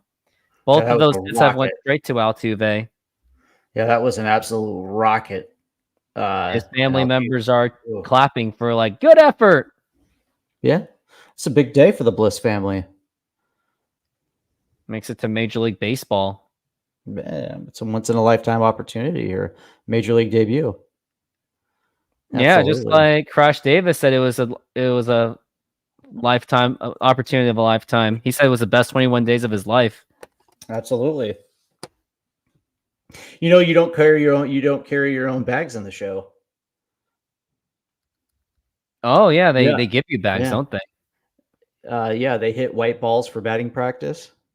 And the pay is not so bad either when you're in the big show. All the hotels have room service, and all the women have long legs and brains. Ow! Ow! 0-2. And here's a ground ball right to Pena. Better run, Clausen. Throw to first. Barely gets him. That's going to be 2 outs. Well, here's JP, who's 2 for 2. 2 for 2. He's been having a fantastic day, just like Julio Rodriguez. Valdez is approaching 60 pitches now. Got to make him work. He really does. Let's see if he can get a home run or a triple so he can complete the cycle. No, actually, no, it's 2 singles. The pitch. And now here's a ground ball right to the first baseman. Nothing doing. And that's going to be a 1-2-3 inning for the Astros. We go to top of the 5th inning. It is still no score. You know, in a situation where you got a pitcher that's approaching 60 pitches, you got to make him work, and you got to deliver the final knockout punches to Framber. I think that was kind of a little bit of a missed opportunity right there for the Mariner offense. Really was. Now, I didn't even go over my family members for the Korean War because that's what I want to talk about. I don't want to do too many commercials, but my grandfather served in the Korean War when he was about a teenager. And my other grandfather, he served in the Marines in the 1960s because in the Korean culture, being in the military is an absolute requirement. 2 years at least in the military. Thank you for your service. Thank you for their service. That's one time. Exactly, I do got a funny story though, but it was my grandma's 80th birthday last year. We went to the family. We went to. It was in California, but we went to Lake Tahoe in Nevada. So we were having dinner. It was with my 2 aunts, cousins on both of them. My dad was there with me, grandma and grandpa. So we sang the happy birthday, of course. And then my grandpa, for some reason, he decides to do this. Now, granted, he's an old man. He's 90 years old right now. but it was for my grandma's birthday. He was after we sang happy birthday, everyone else clapped in the background. He was like, thank you, thank you. I think for some reason he thought it was him for a second. And then he boasted, I'm the Korean War veteran. And everyone was like, huh? Everyone else in the background were like, oh yeah, cool, thank you for your service. But us in the family were like, Grandpa, this is for Grandma, not you. Yeah, he had an old man slip. That's what that was, and it's still awesome though. That's still pretty awesome. My father, he talked about it for like an hour, as in like, why did he do that kind of? He did not feel good about it, but for me, I was like, oh, that was random. Interesting. Interesting thing. Yeah, we both had grandfathers that served in major wars. And 2 for Jeremy Pena, by the way. And both were able to serve valiantly and come home to their families. Yeah, my grandfather, he made children, 3 of them, and then eventually one of them made me. Yeah, my grandfather made 2 daughters. One was my mother, and one was my aunt, who has since passed. And 2. And that is strike 3 called, and Jeremy Pena goes down on strikes. Another strikeout for Bryce Miller. That should be strikeout number 5 for Bryce Miller. Yeah, so, good frame job by Cal Raleigh. Something Subby Savala can't do. Absolutely. But it's interesting. Interesting though. The Mariners get 3 runs in the first, and then have pretty much been quiet since. And we got pop up and nothing doing. But it's absolutely fantastic, just because Bryce Miller has been absolutely electric tonight. Really has been. He's got full command of his pitches tonight. His slider has been the highlight of his arsenal tonight. Of course, he's got the fastball, but it's the slider that he's got pinpoint control on. And that's going to be, it's 1-1 so far. Houston Astros they strike out the least in Major League Baseball, it looks like. And here is the 1-1. And that is a ball. 2-1. And we just wonder, like, the Mariners have really this is a big series for the Mariners. They have got to at least win the series, because you do not want Houston to catch up, because they are capable of doing so. And we're now looking at the 2-1, the pitch. And now here's the line drive, and that is going to be for a base hit. And there goes the no-hitter for Bryce Miller. And I was like, Claude, please dive for it, please. There goes the no-hitter. Yeah, that's all right, though. A 1-out single, and now it's indicative of Miller to see if he can throw a couple ground balls here and see if we can get out of this. He's got a good guy at the plate here that can and has. Yordan Alvarez. Nope, John Singleton. Oh, John Singleton, not Yordan. My bad. Yeah. Who can hit himself into a double play? He could. Let's hope so. He does. He's batting 7th in the order right now. Yordan. Hunter Brown versus Luis Castillo tomorrow. I don't feel good about that one. 1-0. And he got him jammed, popped up, but that's going to be foul ball. You don't like tomorrow's matchup? Hunter Brown versus... I'm not a Castillo fan. I'm not the biggest Castillo fan at all. Can't help it. Yeah, no, I understand. But, Luis has been... Ever since his start, his 4 starts to start the season, he's actually been pretty damn good. So, but again, it all comes down to run production.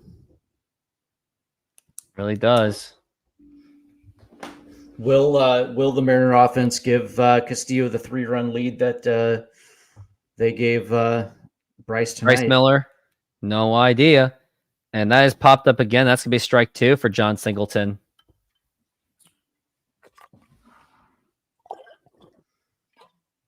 Oh, boy. That doesn't sound good by the way you're saying it. Sounds like it's another single. And here is the pitch. And now here is a line drive, and that is going to drop in for a base hit. This could be extra bases. We got a man going to third base. And not extra bases, but got runners on the corner. And we got to get a double play out of this. Yeah, and you know what? Actually, that was a good piece of hitting because that was a pitcher's pitch. That was a it looked like it was a change or a slider in on the inside on the inside foot to Singleton, and he just got his bat head out in front quick and pulled that down the right field line. But It is a bunch of ickiness. Now, who's up to the plate? It better be Abreu. It is Abreu. oh boy. And now here's the pitch. And now here is a line drive, and that is going to drop in for a base hit. Houston gets on the board, and now we got runners on first and second. Yep. You allowed a hit, and actually, no, Singleton went to third base. Yeah, he sure did from first to third on that one. And, you know, Jose Abreu gets a fastball letter high and just dumps it into center field right in front of Julio. And, you know, credit Julio for getting it back into the infield quick. But the Astros are on the board now, and Bryce Miller's in a little bit of trouble. Oh, boy. As soon as the no-hitter was over, we get this now. And there's Scott. We knew that three... Scott Service is in they panned to the shot of Scott Service in the bullpen, and he's looking at Pete Woodworth like, is it time? Is it time to go to the bullpen? Is it time yet? Tell me when it's time. It sounds like Pete Woodworth would be more of a competent manager than Scott Service. Just by looking at his body language, he looks more of a competent manager than Scott Service. I think if Scott Service were to be fired, I think Pete Woodworth would go for that job. It just seems like he's just waiting. He's like waiting in the wings to pull Bryce Miller here. Now Scott Service? Yeah, he loves pulling. He loves pulling his starters. He always looks for excuses. How much do you want to bet if Bryce Miller gets out of this inning with only the one? Oh boy, that sounds like a home run just by you saying it. Nope. At least an RBI. Yes. And now here is going to be the 0-1 pitch. And now here's a fly ball to deep right field, but that's going to be caught by Mitch Haniger. But tagging at third is Singleton, and now it's a 3-2 lead, and it's really cutting it close. Yeah, and the most important thing here is they got the second out. But yeah, sacrifice fly brings in the second run. But as I was saying, it's like, how much do you want to bet that if Bryce can get the third out here? Okay.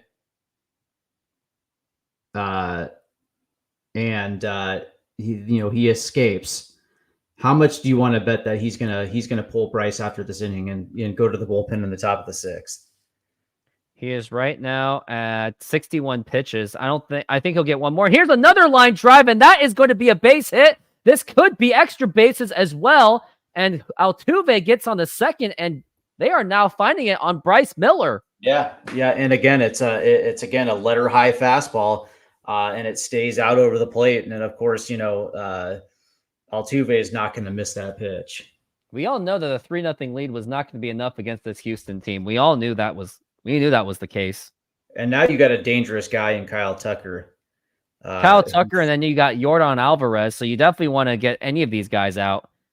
Yeah, and what Bryce needs right here is he needs the third out to contain. He needs that third out. Too. Yeah, he needs to contain. I really want to know what kind of pitches. I mean, they were even hitting his breaking stuff too. Yeah, it was the Singleton slider was really the only pitcher's pitch. Outside of that, he's left everything up, and now it seems like he's a little bit rattled. Kyle Tucker has 18 home runs and 39 RBIs this season. What? He's like having a career year. Killing it. The pitch. And that's going to be a 2-0 count. You don't want to walk with Yordan Alvarez. You don't want the bases loaded for the Yordan. No, you don't. You want to, you're walking that fine line too, because Kyle Tucker's a hitter, and you don't want to get too cute with Kyle Tucker here because he'll make you pay. And you certainly don't want to put the bases loaded with Yordan. Because Alvarez He's a There big it dude, is. and he's a very menacing dude. Rangers aren't playing today. So if the Mariners lose, they'll at least lose half a game on Texas. Now here's a 2-0. And now here's a ground ball right to Ty France. He has it. The toss to Bryce Miller. And that is in time. And Bryce Miller looks visibly frustrated. He kind of softly spiked the ball. Yeah, I mean, he kind of got tagged in that inning. Actually, no, he didn't kind of get tagged. He did get tagged, and a lot of it was on the fastball up. Because the thing about Bryce is he's got that late movement on the fastball that makes it kind of hard to hit. But these were straight up beach balls right at the top of the zone that were absolutely crushed. Not exactly good pitching selections. You're done average. That's funny. You're done average. Oh, this guy. This guy never disappoints. Also, trying to come up with some ideas because as long as it doesn't rain next week, I do have playoffs where my team got the bye week. I've been debating if my team approves and the league approves, I was debating to do like a live show to like live stream my playoff experience, but lots of problems could be very distracting to the team. Yeah. And it'll be too much of a Julio pulling off where it's making it more about the brand than the team. So I've had considerations, but I do have pushbacks on myself. So I think the only thing I'd still do is what I would do probably is get any of my friends to show up to the game and do all the camera work for me. So my teammates don't have to, so they can relax and be more focused on the game. That would probably be the way to go, I would say. No live show would be necessary. And plus it get dry really fast. And you don't really have a gauge of who's actually going to watch. Oh, it looks like we got another memorial that they're showing. Yeah, and it's also softball. It's intramural softball, Hey, I need a ring for something. The only championship I've ever experienced as a player was my church basketball team in high school. Woo. And church basketball team in high school, and I was the third string shooting guard. Third string. So you didn't get any minutes, is what you're saying. Barely. And when I hit a basket, it was like, oh my God, I hit a basket. And I got carried off the field. And honestly, looking back on it, I found it patronizing that I made 1 3-pointer and everyone carries me after the game's like, you didn't have to carry. No. Even then I was like, this is kind of weird. I'm not like Rudy or anything. And even then, Rudy got carried off because he was like a senior or something. And it was like his only game. Yeah, well, yeah. And of course, Rudy was the hard worker and never gave up on his dream, and it inspired his teammates. That's why he got carried off. Now, by the way, and if you're gauging it by the movie Rudy, you have to understand that movie took creative liberties. Well, first off, that touchdown where they did that, they were supposed to be quote victory formation, and they were like they threw the 50-yarder. No, it was actually they were actually going to score anyway. It was at the goal line, so it was like you have to score. Right. Joe Montana was on that team, and he broke it down. And now here's a ground ball right to Altuve to throw to first in time, and now we got Julio Rodriguez. I actually respected Joe Montana because a lot of people did criticize him for it, but he was debunking a movie, and he was just being honest. There's nothing wrong with being honest. Right. And it was because, there was like a lot of Rudy craze and Joe was like, well, he was on the team and, he was kind of a scout player. And the pitch, that is a ball. It is a good great movie. Well, it's a good story for those that want to know if you can actually achieve your dreams, and the answer is yes. If you work hard enough and dedicate yourself 100%, you can reach those. Look what I'm trying to do. I'm trying to make this thing into the sole breadwinner. Yeah, absolutely. And you're pretty good at it. Getting there. I did change up a lot of things, especially for the show. Made it more about the veterans than myself this time. Yeah. Now here's Julio Rodriguez, the pitch. Swing and a miss, strike 2, and we're starting to see the old Julio that we know of. You were saying? Yeah, and I was going to say, because usually this is an homage to you, your YouTube. Of course, I'm giving you a hard time, but I changed it up. yeah, you gotta And love here it. is the 1-2. And there is a part of it where it was for me, like it was all about, sometimes it could be about spicing up the presentation. Sure. You know, the interesting thing, I was going to say, the interesting thing though is outside of the 3 runs in the first inning, and of course, you know, the Mariners got a couple hits in the second, but really for the most part, Fromber has settled in. He's settled in, and he's been doing very well. But you know, he's approaching 70 pitches right 2-2. And that is a foul ball. I actually did like that swing from Julio. It was necessary. It's going to be a 2-2 count on Julio Rodriguez. Julio. That sounds like a strikeout just by that reaction. You better be tricking me. Just like you did before. And now we're looking at the 2-2. And here is the pitch. And that is strike 3 called. And Julio, I know you didn't like it. It was down low on the inside, but you still should have swung at it. You still got to swing. Yeah. At least foul it. That's exactly right. Anything within the general vicinity of the strike zone, you got to swing. And now, you know, now momentum's all with on Houston. Yeah. Friday is going to be an Apple TV night. Ooh. Now here is Mitch Garver up to the plate, and that is going to be outside for a ball. Mitchell Garver.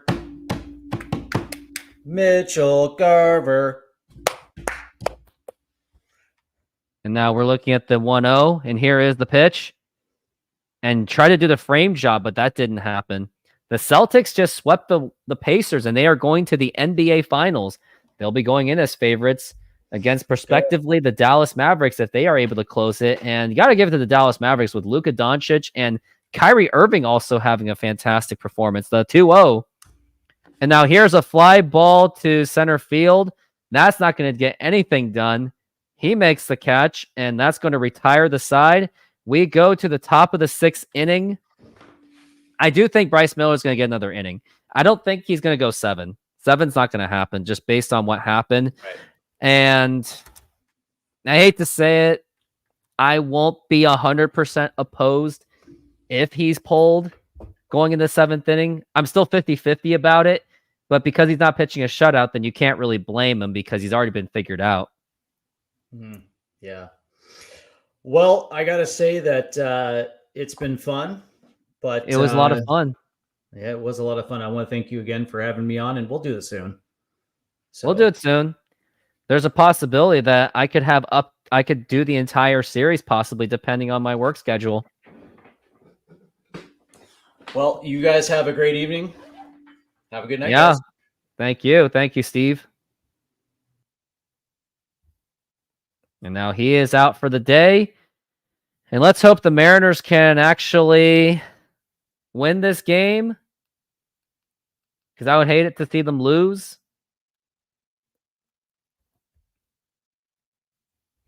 Polanco, they're just talking to the Polanco.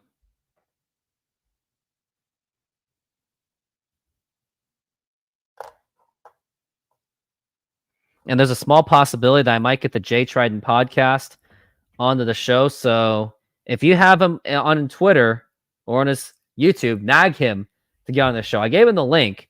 I would definitely like him to be on this show because it'd be a lot of fun. It's been a long time since I did a show with Jay Trident. Sadly, I've only done two shows with him and only one game. Eric, how's it going? I don't even know you, but how you doing? Let's hope the Mariners can pull this out.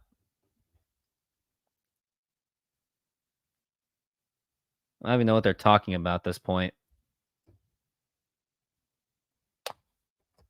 And if you guys haven't done so yet, donate to the Dove to help the veterans. And here's Jordan Alvarez, and here's a fly ball to the left field and dropping foul.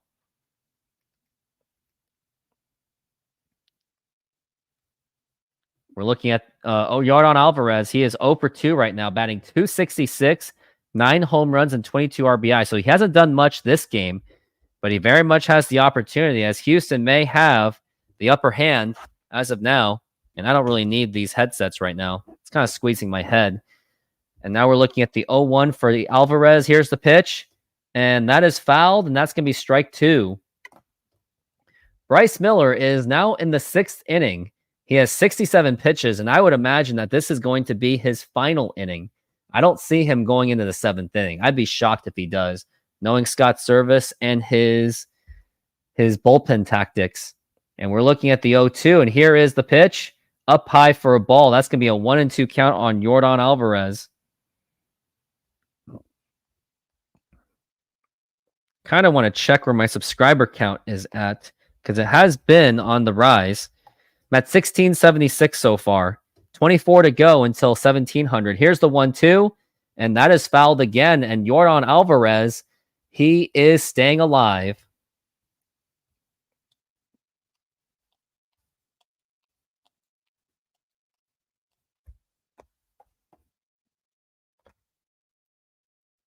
And now we are looking at the 1-2 pitch. And he really tried it. And that's going to be a 2-2 count. In May, I've gotten 103 subscribers. In April, 108. I've been getting 100 every single month. At this pace, I could get 2,000 by the end of the season. 2,000 would be a cool number to get. And we're looking at a 2-2 count on Yordan Alvarez. At 1676, 24 until 1700, which would be a milestone, and then getting close to the 2,000.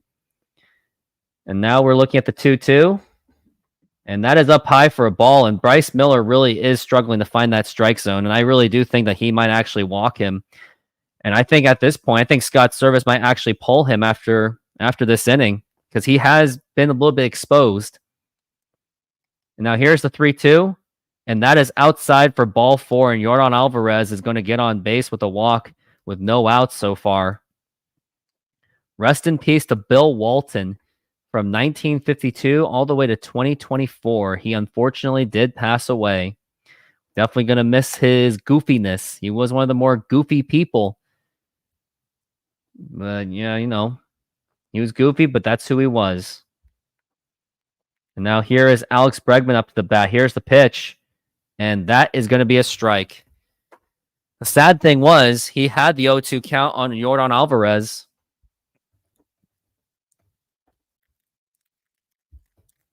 He is now 0 for 2. That is Alex Bregman. And we're looking at the 0-1 pitch. And that's going to be another strike, a break by the umpire. And that's going to be an 0-2 count.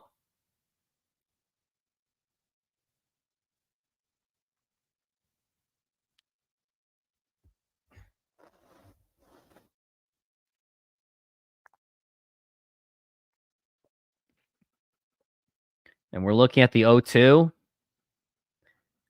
And now here is going to be the 0-2 pitch. And not this time. Jared Carrick. Where is Rojas? I know Scott Service decided to sit him yesterday, but I figured he would be back tonight. They wanted to give the opportunities to Ryan Bliss for today. And Dylan Moore has been on fire. Don't necessarily agree with it, but Rojas has been struggling. The pitch. And now here's a ground ball. Could be a double play ball. The throw to second, out. The throw to first, and that gets away. And that is going to be an error. Bregman will stay at first, though. But at least you got a man out at second base. And Ryan Bliss had a terrible throw. Should have been a double play. We're going to take a look and see what it was. Bregman had a grounder. Nicely played by J.P. Crawford. And then Bliss, terrible throw to first base. Guess Yordan's big body was in the way. Didn't really help. But still should have gotten that out. Also, Ty France should have kind of scooped that as well. Either way, it was a really bad throw.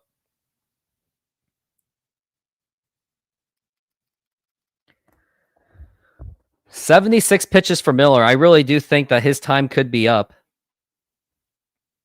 And that's because of that error, that gets Bregman to second base. And if I were Bryce Miller, let's just walk the guy. Now here's the pitch. And that is just outside for a ball. Showing it once again. Just a bad throw by Ryan Bliss. Nearly crushed the camera, too. And now here is going to be the 1-0 pitch. And that is going to be a strike. I really would intentionally walk Jeremy Pena. I think that would be a little bit more ideal. Jeremy Pena is batting .317 with 5 home runs and 21 RBIs. And we're looking at the 1-1. And here is the pitch. Ground ball fouled. And now we got a 1-2 count.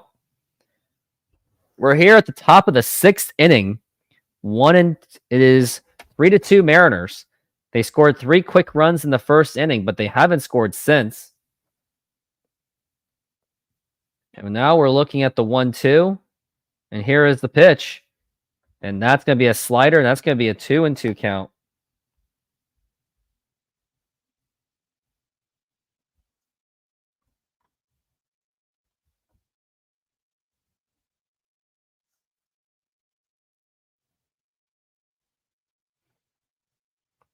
And now we're looking at the 2-2. And that's going to be fouled again.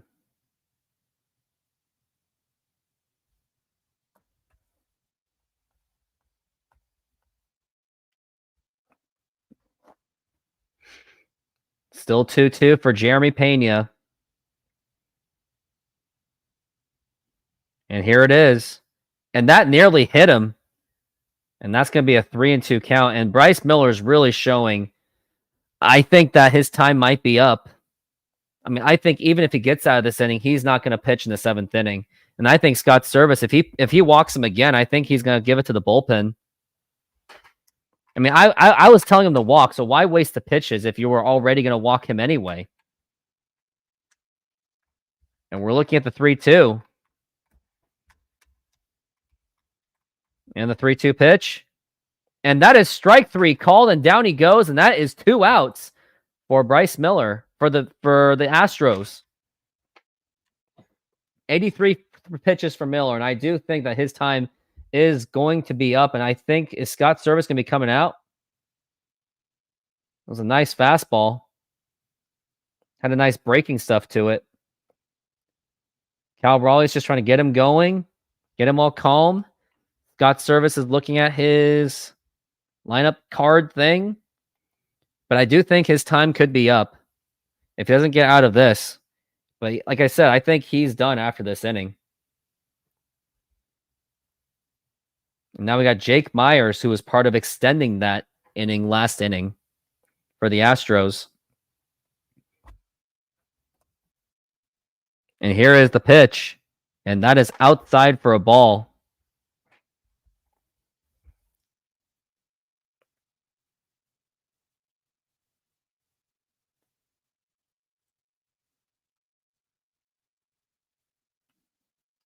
The 1-0.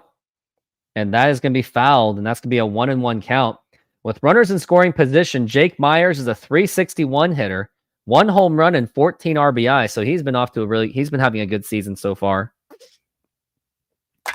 We got 2 viewers right now on the YouTube side. And here's the pitch. And that's going to be fouled, and working at strike 2. And if I were the fans, let's get the noise going. Yep, the noise is happening. They just got to get out of this inning so they can get the offense going.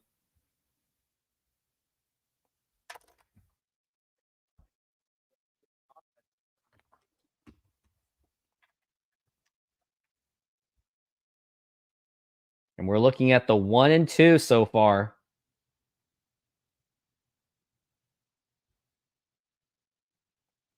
And here is going to be the 1-2 pitch on the way, and that is outside for a ball. 2-2 for Myers.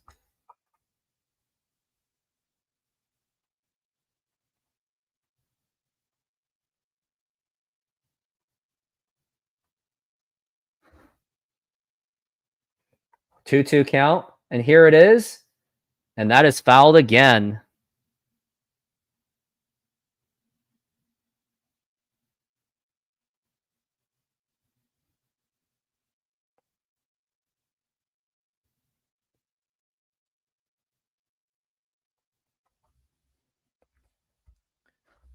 We're looking at the 2-2. And here's the pitch. Now here's a check swing, and that gets right through Miller. Here's Bliss to throw to first, and that is not in time. Terrible defensive fielding. And now this is where things get out of control, as Brian Bliss is not really showing his effectiveness on defense. He has failed miserably on defense. Bryce Miller let that get through. He really shouldn't have. Ryan Bliss waited too long to get the ball. It was on a check swing, too.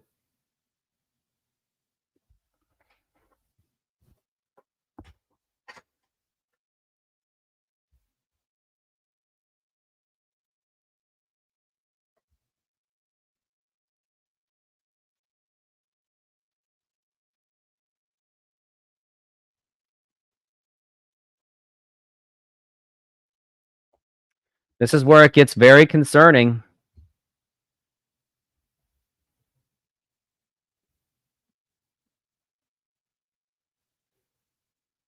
Bryce Miller is getting up to 90 pitches, so I think this will be his final inning. I've said it before. And Singleton, very dangerous hitter for the Astros. He is up.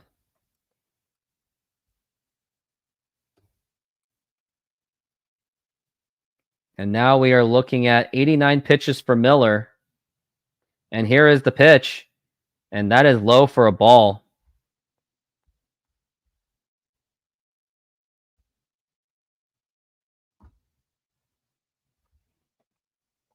We're looking at the 1-0 for Singleton.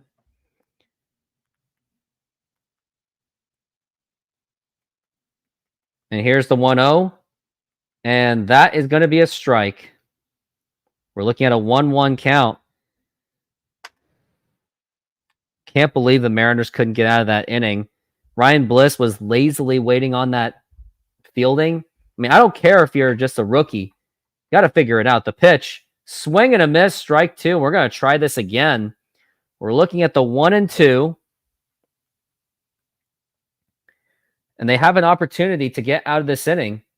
We got some activity in the bullpen. That is going to be Austin Voth in the bullpen. I believe he pitched yesterday. John Singleton's 1 for 2. He was contributing to the runs for Houston. And now we're looking at the 1-2. And here is the pitch. And now here's a fly ball drilled to right field. And that is going to be caught by Julio Rodriguez. Thank God. I really thought that was a home run. And we go to the inning. And I got to go to the bathroom. SeatGeek is a mobile ticketing app for sporting events, concerts, and other events. They make the buying experience easier by the app ranking each ticket from 0 to 10 to see if you are getting a good deal. And you can see exactly where you are sitting. I regularly use that app, and I have had nothing but a fantastic experience with SeatGeek. Use my promo code ROOFTOPSPORTS to get $20 off of your first purchase. Link to the code, app, and website will be in the description, so take advantage, and thank you.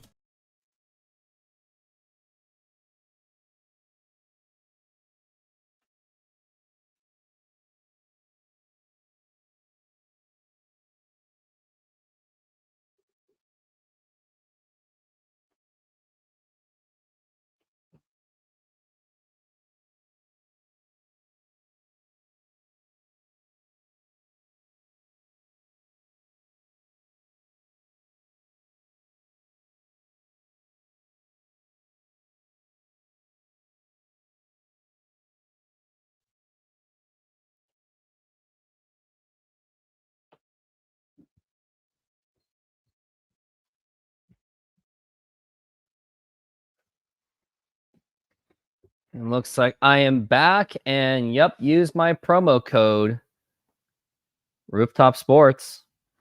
Let's make it happen.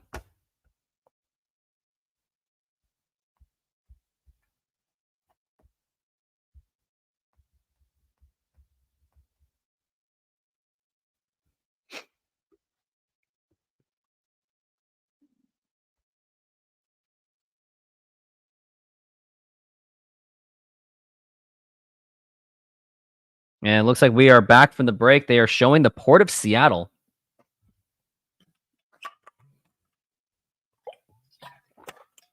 I'm rationing my water as much as I can.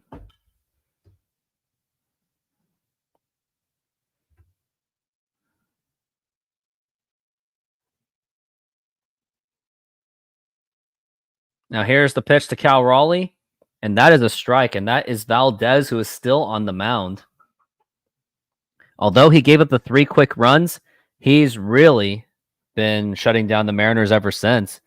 Nothing's ever been doing. The pitch, and that's going to be a foul ball. We're looking at an 0-2 count.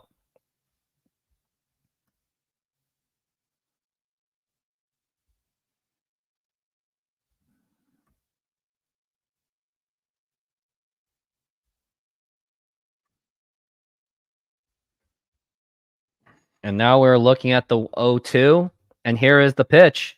Now here's a ground ball, and that is going to be by Bregman, and that's going to be an out. Just like that, really quickly, and we got one down so far.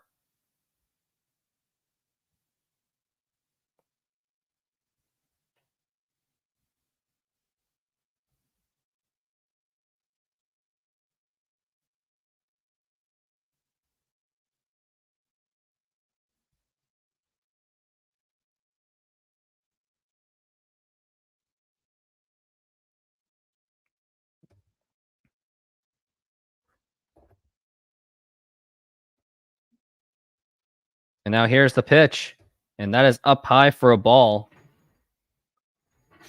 1-2 for Ty France. He's batting .246 with 6 home runs and 21 RBIs.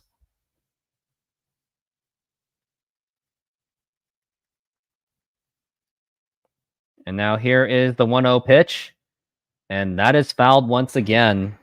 Mariners have not scored squat since the first inning.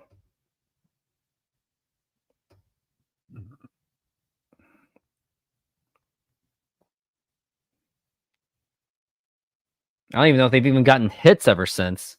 6 hits so far. But most of them came in the first inning. Here's the 1-1. And that's going to be low for ball 2. 2-1. 2 hours into the show so far. The Mariners have got to find a way to keep the scoring because Houston nearly scored last time. Off of terrible defense by mostly Ryan Bliss. The 2-1. Swing and a miss, strike 2. Valdez is getting a handle on them. And we're looking at the 2-2 count.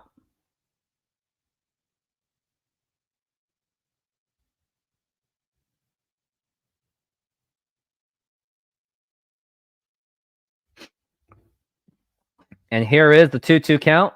And that's going to be up high, 3-2. Full count for Ty France. Mitch Haniger is on deck. Ty France has got to extend this inning. He can do that now. The pitch. And that is going to be ball 4, take your base, as Ty France gets on board with a walk. Why do you like him? Because he gets on base. And also, as a reminder, donate to the Dove. And I'll give you the link to make it more legitimate. Help our veterans. There you go. Mariners are 26-8 when they score 3+ runs. So when they score, they can win.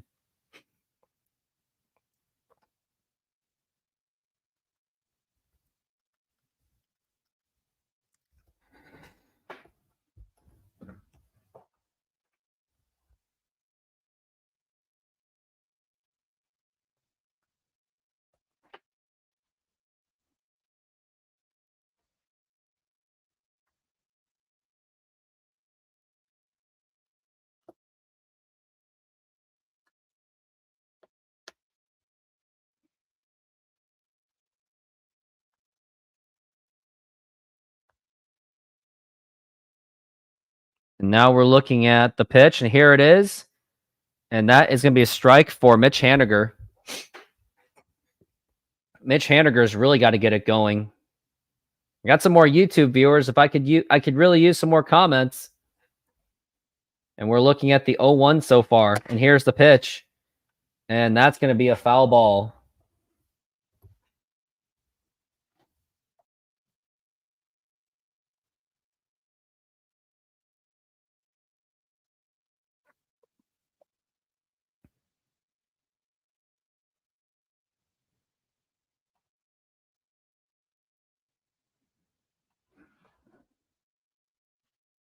The pitch.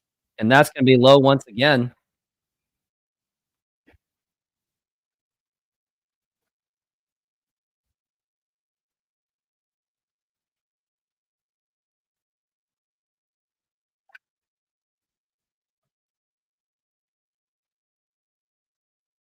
We're looking at a 1-2 for Mitch Haniger.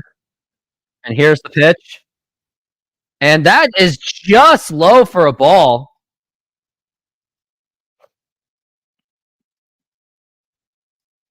And we're looking at the 2-2.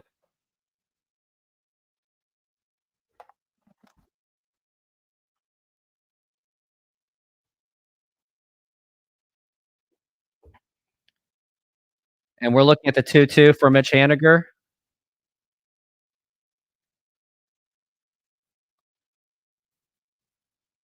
And here is the 2-2. And that gets away, and that's going to advance the runner to second base as Ty France.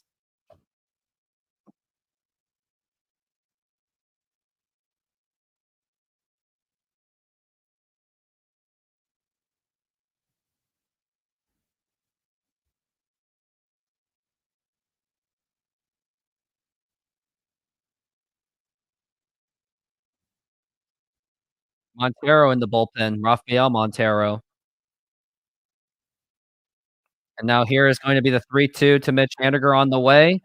And a swing and a miss, strike 3, and that is going to be 2 outs. And it's going to be up to Ryan Bliss to be the hero.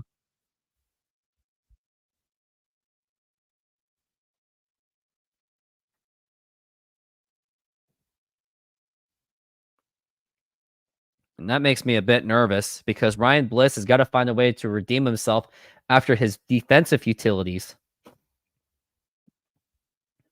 He's 0 for 2 right now. Here's the pitch. And that's going to be up high for a ball. That's going to be a ball 1 for Ryan Bliss.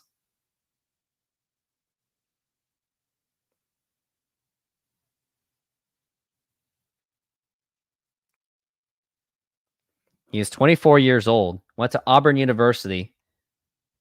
He's about my height. The pitch. And that gets away, and that's going to be another free pass to third base. Going as Ty France. Now you got a runner on third base. I'm starting to think that Mitch Haniger should have tried to bunt last time around. Good eye by Ryan Bliss, not going for the chase. Ryan Bliss batted .247 in Tacoma. Not exactly great, but they called him up because of the Polanco injury.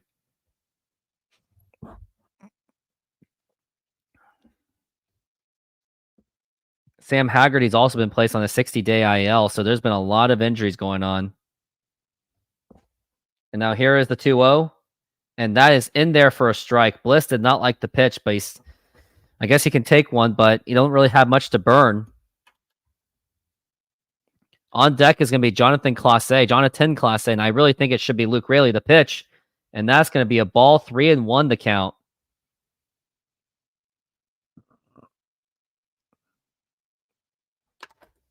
Would really like to see Luke Raley get the pinch hitting. Because Clase is just not working. And we're looking at the 3-1 for Ryan Bliss. And now here's the 3-1. And that is ball 4, take your base. And Ryan Bliss, congratulations on your first on-base appearance. And this is for you. Why do you like him? Because he gets on base. He does get on base, but now it's time to Jonathan Clase to be the hero. But I really do think that this is the situation where I would pinch hit Luke Raley. But no, because lefty-lefty matchup. He actually is decent against lefty matchups, and his numbers are about similar anyway. So let's get Luke Raley in there. He's been on fire, but no, it's good, sir. It's all about the analytics. Stupid. It's really stupid. And now here is the pitch. And that's going to be low for a ball for Jonathan Clase. It's going to be 1-0.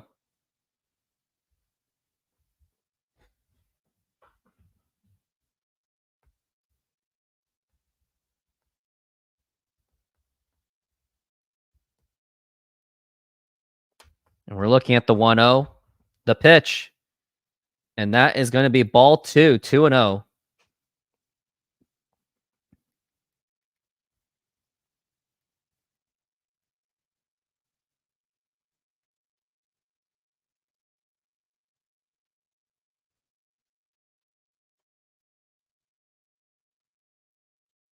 And now we're looking at the 2-0.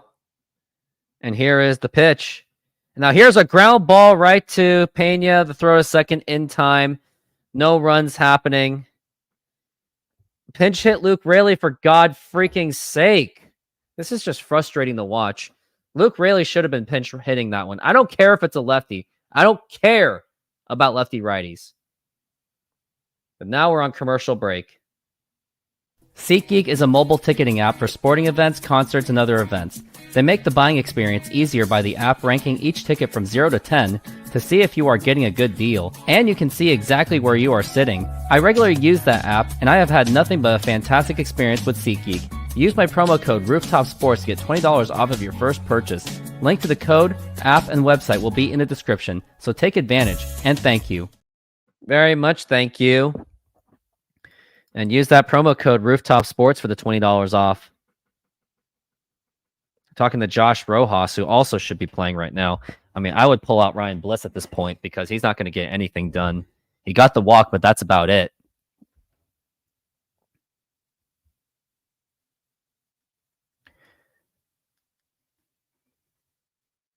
How you guys feeling right now? Like, do you feel good about this Mariners game or do you feel awful?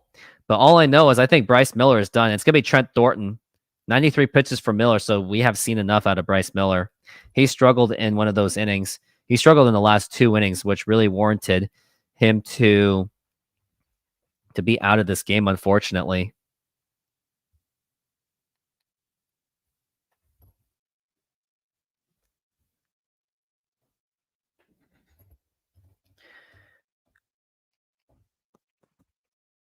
And yep, Bryce Miller is gone.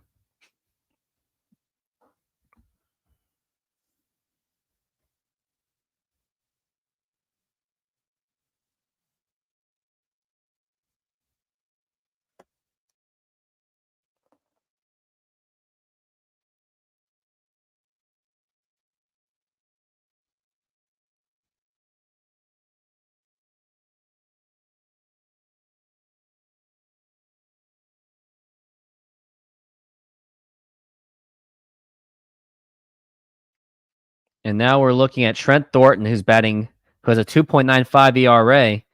And that is going to be outside for a ball for Jose Abreu. He's batting 8th in the order, so you would think that this could be an easy guy to get out, but he is 1 for 2 today, getting his batting average up to over 100. Pretty sure I got up to 100. Here's the pitch. And that is another strike. Good frame. That's just a strike 1 for Jose Abreu. His batting average is in the 100s right now. And we're looking at the 1-1. And that gets away, and that's going to be ball 2. Getting really tired of this game already, to be honest with you, because I want just this team to win. Don't want any losers out of this. Makes me very exhausted just thinking about it. We're looking at the 2-1, and here's the pitch. Now here is a line drive caught by Ryan Bliss, and we've got 1 down so far.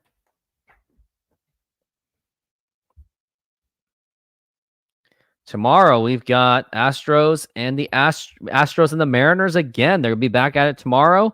It's going to be Luis Castillo against Javier, and I wonder if Javier is available on the fantasy team. Well, I'm very curious to see if he is.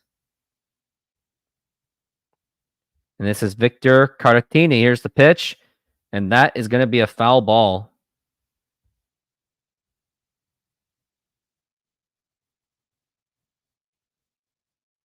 Christian Javier is available, but he is on the IL. So there's nobody pitching. And here's the pitch. And that is outside for a ball once again. It's going to be 1-1 to count.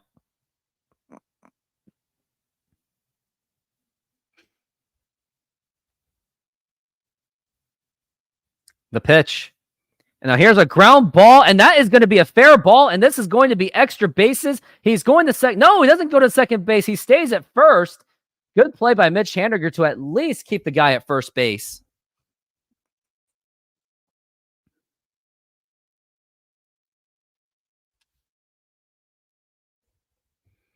And there's a possibility that I could be back tomorrow. Just a heads up. could be back tomorrow for another Mariners game.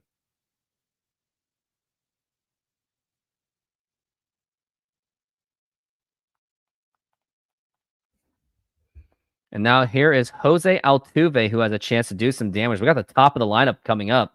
And that gets back, and Altuve had to fall back.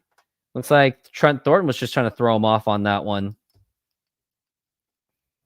Altuve is 1 for 3 with a double in the 5th, which extended the inning. 9 home runs, batting .297, so he is still a force to be reckoned with. And now here's the 1-0. And that is popped up and fouled. Altuve is a career .307 hitter, 218 home runs, 767 RBIs, 2,112 hits, and still counting. The pitch. Now here's a ground ball. Could be a double play ball. Throw to second. The throw to first. And that is in time for a double play. And that is going to retire the side. The Mariners get out of the inning, and I wonder if they're going to do a God Bless America on this. I don't know if they are, but if they do it, I'll do it.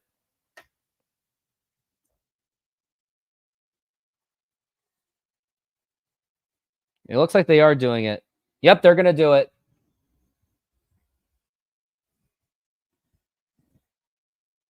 They're going to do the God Bless America.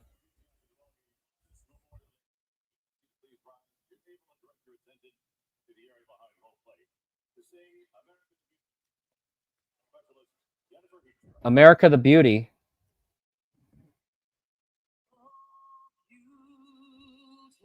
Full for heroes proved. I don't even know how to sing this.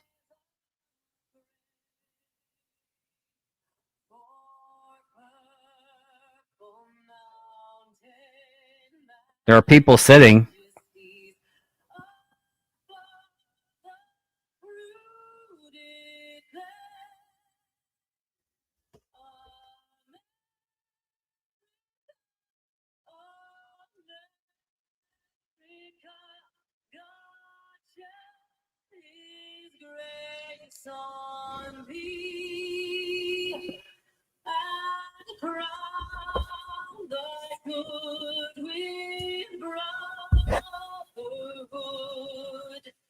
From sea to shining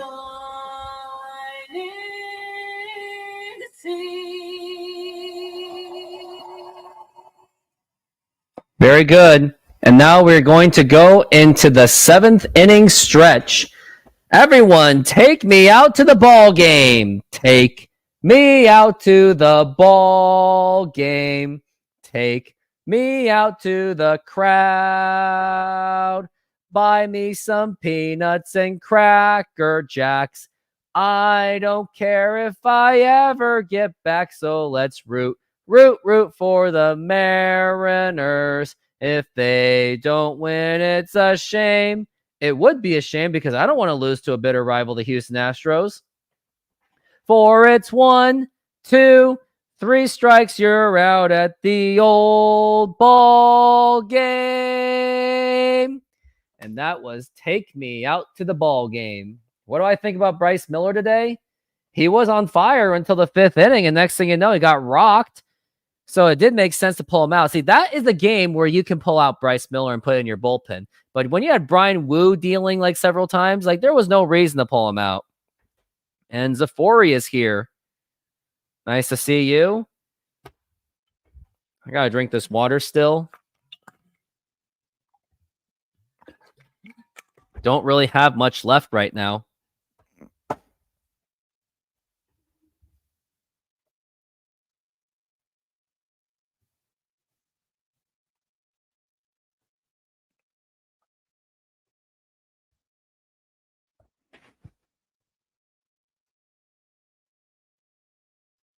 And they're showing another. They're showing ones for the Vietnam Air Force thing. Can you join my softball team? Nah, we're full. We're in playoffs now, so you couldn't join anyway, even if I wanted you. I mean, tell me your attributes. What are your skills?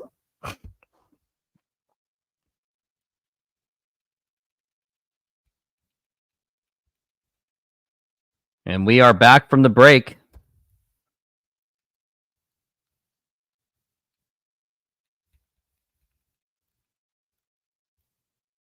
Now here is J.P. Crawford up to the bat. And here is the pitch. And that is going to be a strike. And we're looking at the 0-1 count.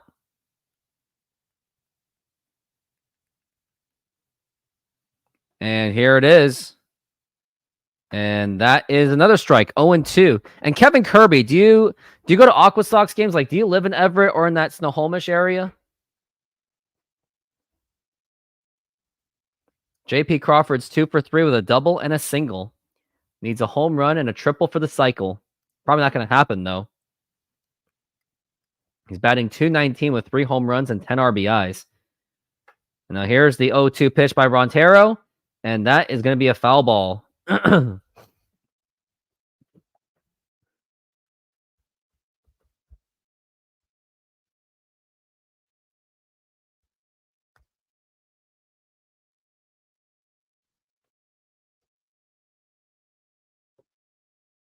And now here is the pitch.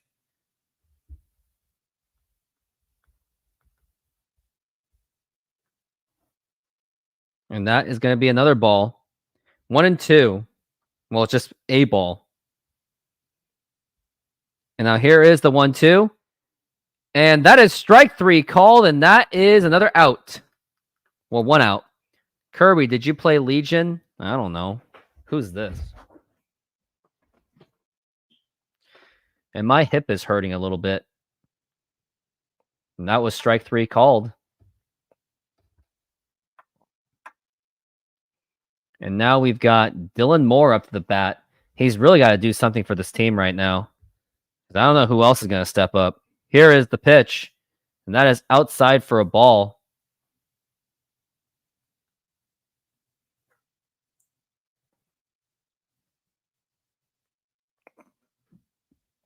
Oh for 3 is Dylan Moore. And now here is the 1-0. Check swing, did he go? He did not. It's going to be a 2-0. You have a different photo for me today, Zafori? Oh. I do see that you have a photo, but I can hardly see it from there. And now we're looking at the 2-0. And a swing and a miss. And that's going to be a strike 1. That was a meatball pitch right there. I have 8 concurrent viewers. And now we're looking at the 2-1. And now here is the pitch. And just outside, that is going to be a ball.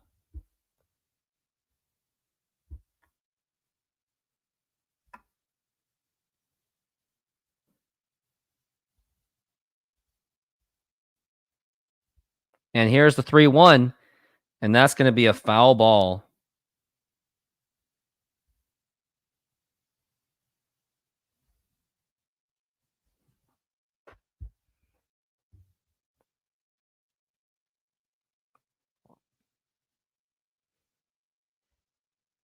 And we're looking at the full count, 3-2.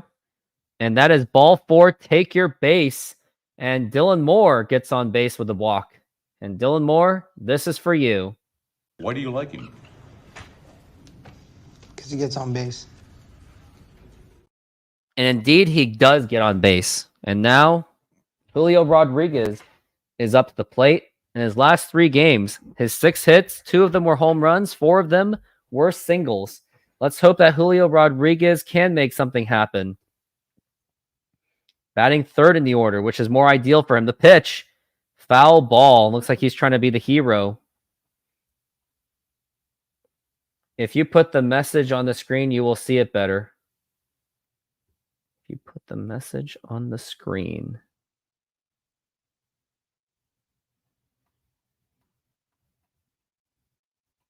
I can't see it well. If I put the message on the screen, I guess I'll just squint. And now we're looking at the 0-1. Now here's a ground ball. Could be a double play ball to throw to first, throw to second. And that is not in time. So still breathing life that there is, but there's 2 outs. For veterans, I see. Good job on you, Zafori.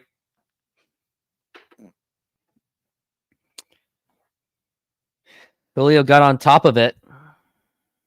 Unfortunately so.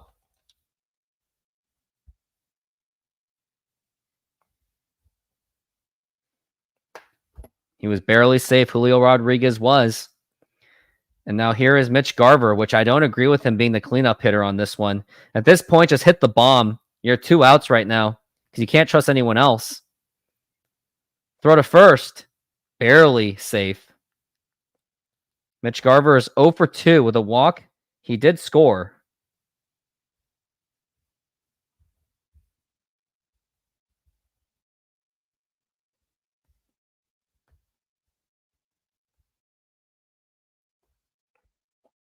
And here is the pitch.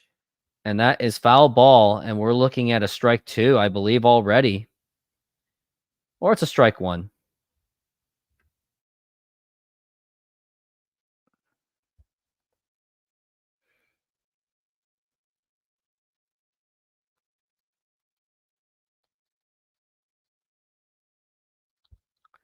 Oh and 1 right now. And here is the pitch. And now here's a throw to second. And Julio is safe. Another stolen base for Julio Rodriguez. Now I got a runner in scoring position. Probably should have done that a little bit earlier. Nah, it's fine. We're at 1 and 1 right now. Julio's at third. What am I missing? And the pitch. And that is going to be a strike 2. And Julio got to third base. Now you got a run on 90 feet. Hopefully Mitch Garver can just get a hit. He doesn't necessarily have to hit a bomb. Julio had a very fantastic jump.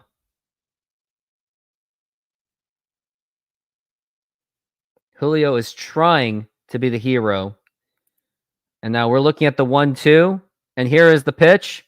And that is outside for ball 2. No, dirty baseball, that's good. It's fine. Don't worry about it.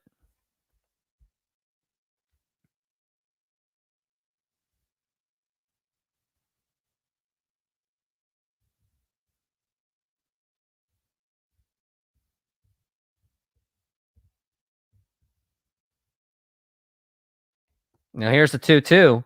And that is a good stop by the catcher.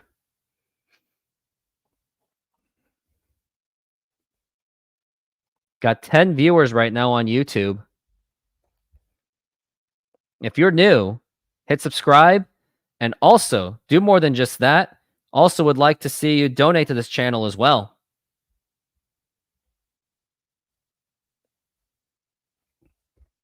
We're looking at a 3-2. And here is the pitch. And that is up high for ball 4. And Mitch Garver gets on base. And that's going to be up to, I believe, Cal Raleigh up to the bat. And see if he could be the hero.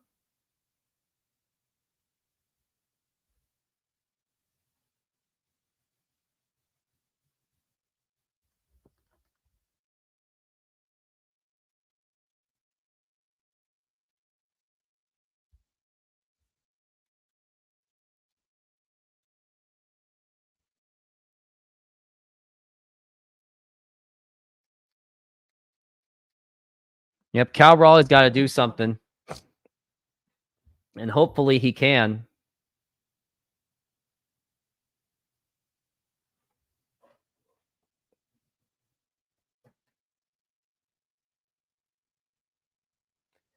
$11 viewers so far. Looks like more people are getting into this game.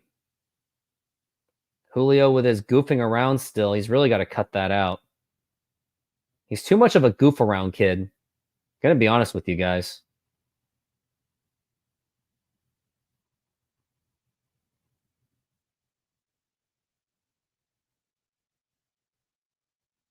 Looks like Gabe Spire might be warming up. Not a good idea.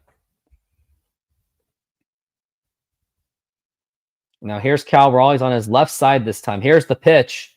And a swing and a miss, strike 1. Cal Raleigh's batting .211 with 11 home runs and 29 RBIs. I used to call him Cal Relay for whatever reason. But it really was Cal Raleigh. Yeah, Julio's got that dumb smile on his face. He's too much of a goof around kid. It was cute and funny when he did it in his rookie year, but this time it's like, no, you got to be serious. And now he's already down to strike 2. And this is where you get really concerned. We're at 2 outs, 2 strikes. And it's not ideal. Spire's going to blow it? Absolutely. He's all of a sudden bad now. Mariners don't really have the personnel in the bullpen right now. They got to trade for some arms because Matt Brash is gone. And Santos, maybe July, but they just keep pushing the goalpost. And we're looking at an 0-2. Here is the pitch. And that is fouled back. I mean, all we really need is just a poke. Just anything to just put it in play. Anything in the gap would be ideal.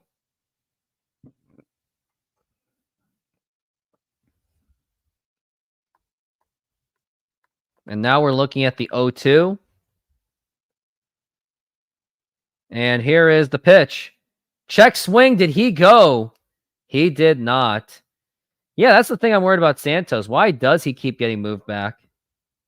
What's really tragic, though, is that Matt Brash is out for the season. That's what's really tragic. We really do need Santos bad. It's almost like we should have just kept Perlander Baroa. And we're looking at the 1-2. And here is the pitch. And that's going to be ball 2.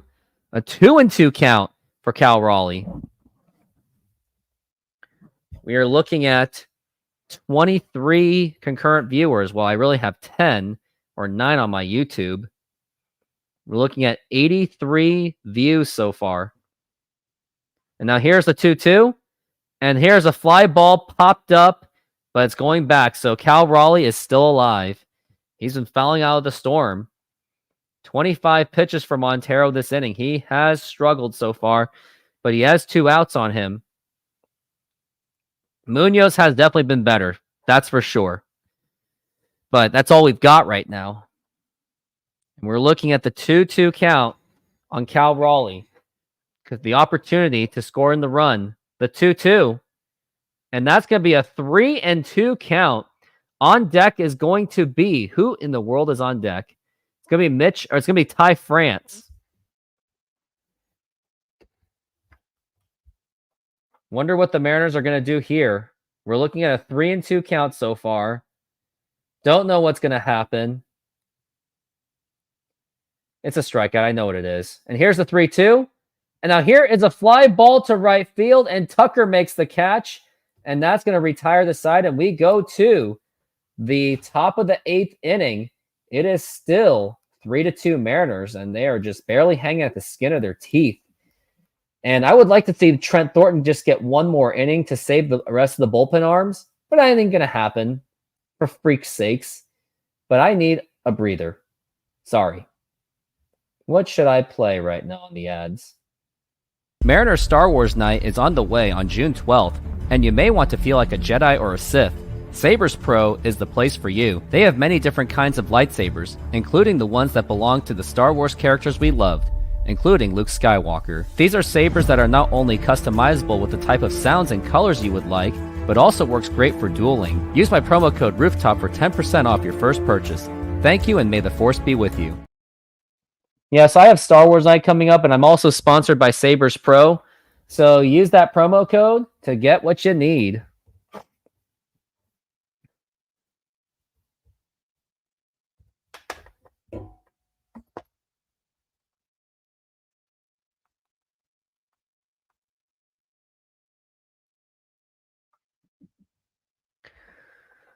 We're looking at, we're on commercial break right now.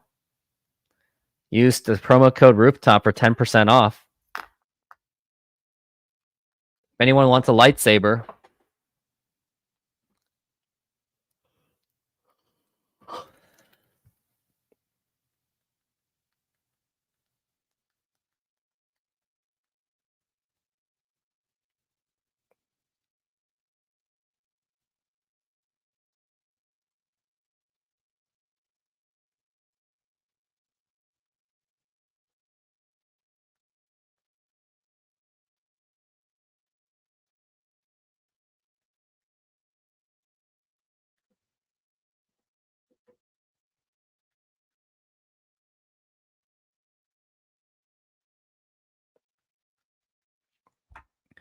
And we are back from the break.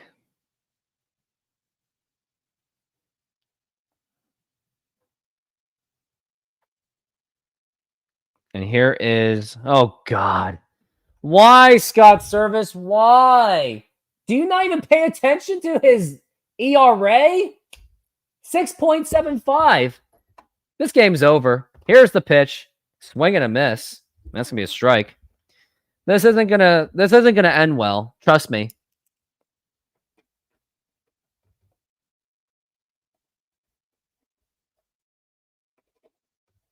He's gonna mess this up. Guaranteed. But Kyle Tucker is 0 for 2 right now. 277 with 18 home runs. Having a career year. The 0-1. And that is going to be a ball up high.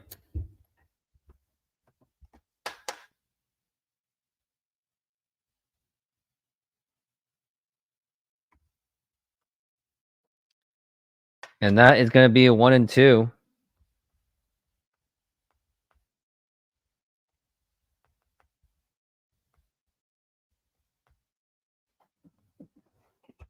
And we're looking at the 1-2. And here is the pitch. And that is up high for a ball, 2-2.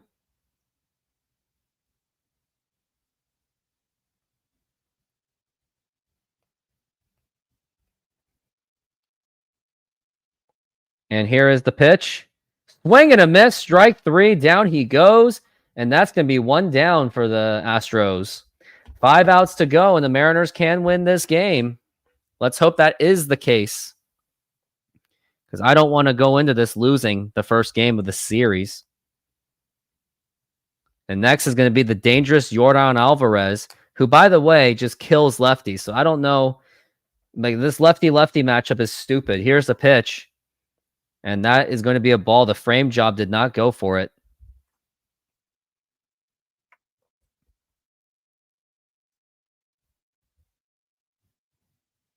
And here's the pitch to Alvarez. And that is going to be a strike. 1-1. Alvarez versus lefties. He kills lefties. 246. So what the heck are you thinking, Scott Service? You're a freaking idiot for this. The 1-1. And that is going to be a ground ball right to J.P. Crawford to throw to first. And that is in time. Well, he gets him out, so that's going to be 2 outs. And after this, you're going to think that if we get out of this inning, we go in the 9th inning, Andres Munoz is probably going to be the guy.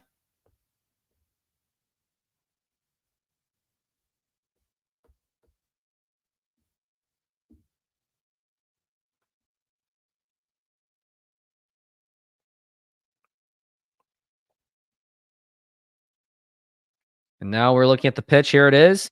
And now here's a fly ball to left field. In foul territory. Is it playable? It is out of play.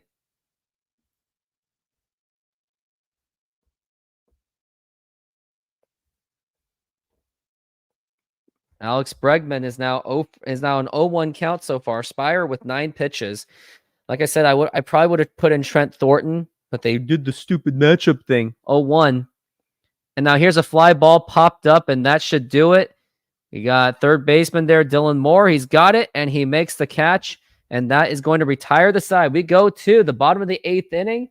It is still 3-2, hanging out at the skin of their teeth, and so much so that I need to get some water.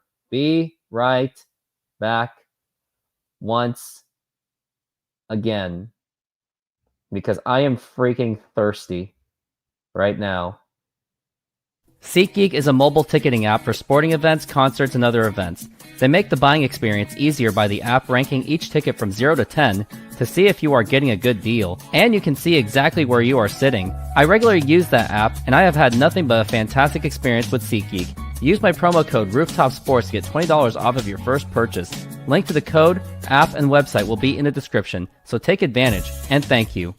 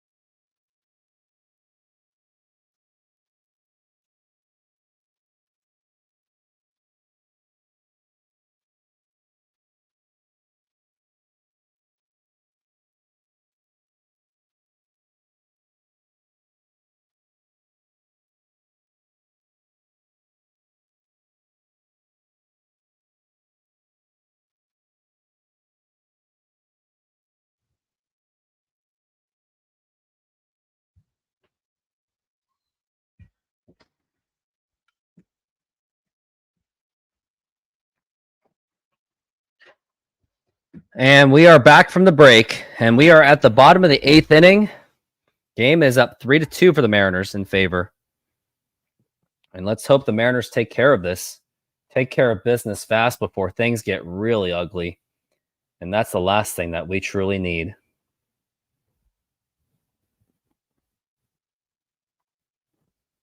Now here is Ty France up to the plate, and here is the pitch, and that is up high for a ball.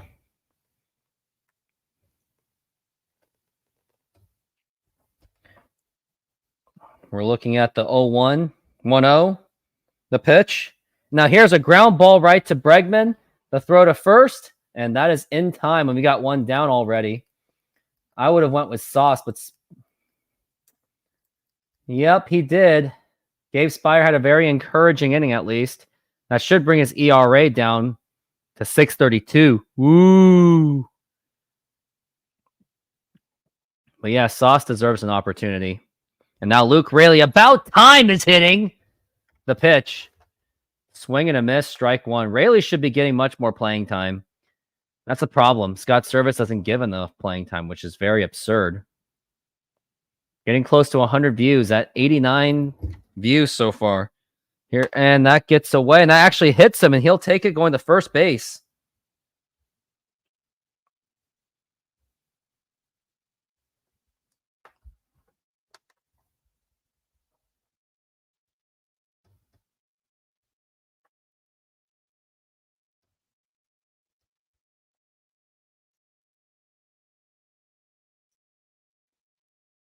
And next up to the plate, I think it's going to be Dominic Canzone, who also is not getting much playing time either. Didn't like the Clase decision. They should have just called up an infielder. Now here's the pitch to Canzone, and that is going to be a strike. Batting .216 with 4 home runs and 8 RBIs. Hasn't really done much. Yep, Celtics won, going to the NBA Finals. I'm aware of it. Interesting to see Dallas and Boston. Definitely cheering for Dallas. I want to see Luka win and Kyrie. Now here's a throw to second, and it is not in time. That gets away. And that was Luke Raley with his feet. Now you got a runner in scoring position. Dom Canzone, he is taking over for Ryan Bliss. Interesting. So that means Dylan Moore is going to... What? What are they doing with the defensive alignments on this one? I don't even know what they're doing. And now we're looking at the 1-1. And here is the pitch. And a swing and a miss. A horrible pitch to swing at. And that's going to be a 1-2 count. Clippers to win? Who cares about the Clippers?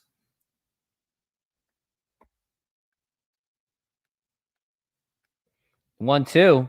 Now here's a ground ball, and Luke Raley's not going to be able to go anywhere. The throw to first, and that is in time. Helmet fell off for Dom Canzone. And now we are going up to Josh Rojas, who's going to be the pinch hitter.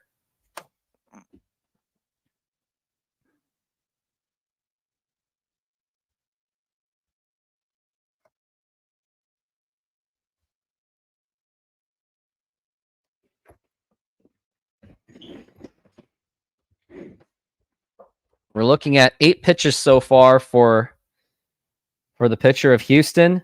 Rojas is batting .283 with 3 home runs and 9 RBIs. Batting with a .769 OPS. Let's see if he can do something, get it done. The pitch, and that is outside for a ball.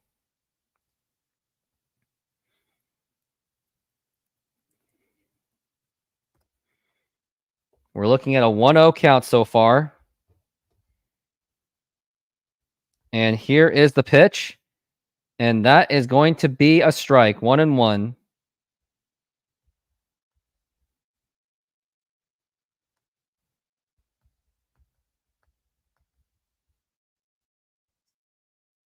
And we're looking at the 1-1. The pitch. Now here's a ground ball right to Altuve. Throw to first, and it's in time. And we are going into the bottom of the 9th inning. Last try, and we got Andres Munoz to see if he can close this out, which I feel very nervous about, as always. Let's do any other videos I got left. I think that's pretty much it. Maybe I'll show one last message for the Memorial Day tribute.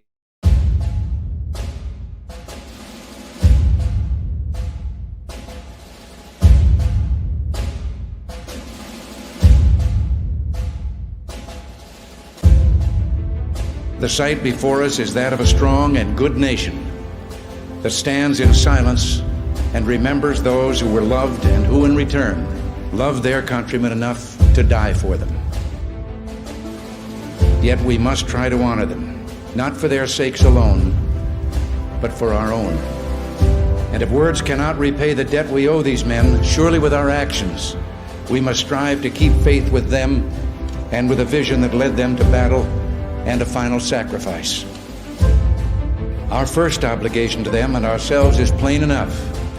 The United States and the freedom for which it stands, the freedom for which they died, must endure and prosper. Their lives remind us that freedom is not bought cheaply. It has a cost. The willingness of some to give their lives so that others might live never fails to evoke in us a sense of wonder and mystery, and how they must have wished, in all the ugliness that war brings, that no other generation of young men to follow would have to undergo that same experience. As we honor their memory today, let us pledge that their lives, their sacrifices, their valor shall be justified and remembered for as long as God gives life to this nation. And let us also pledge to do our utmost to carry out what must have been their wish, that no other generation of young men will ever have to share their experiences and repeat their sacrifice.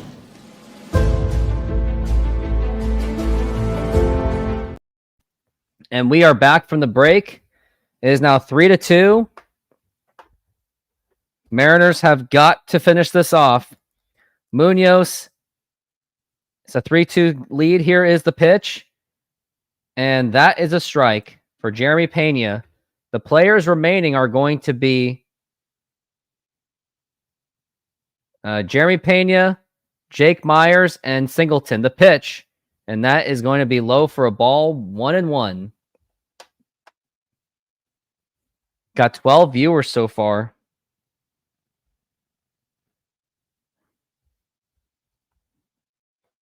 And now here's the 1-1.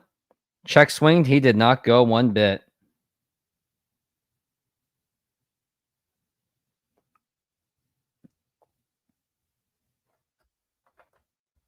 And we're looking at the 2-1. And here is the pitch. And that is going to be a strike. And that's going to be a 2-2 count. William Cook, you were in the Navy 5 years. Congratulations. We appreciate your service.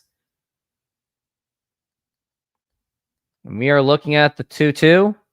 Swing and a miss. Strike 3. Down he goes. And we got one down. 2 to go. 4 career golden sombreros. Alexa, what's golden sombreros in baseball?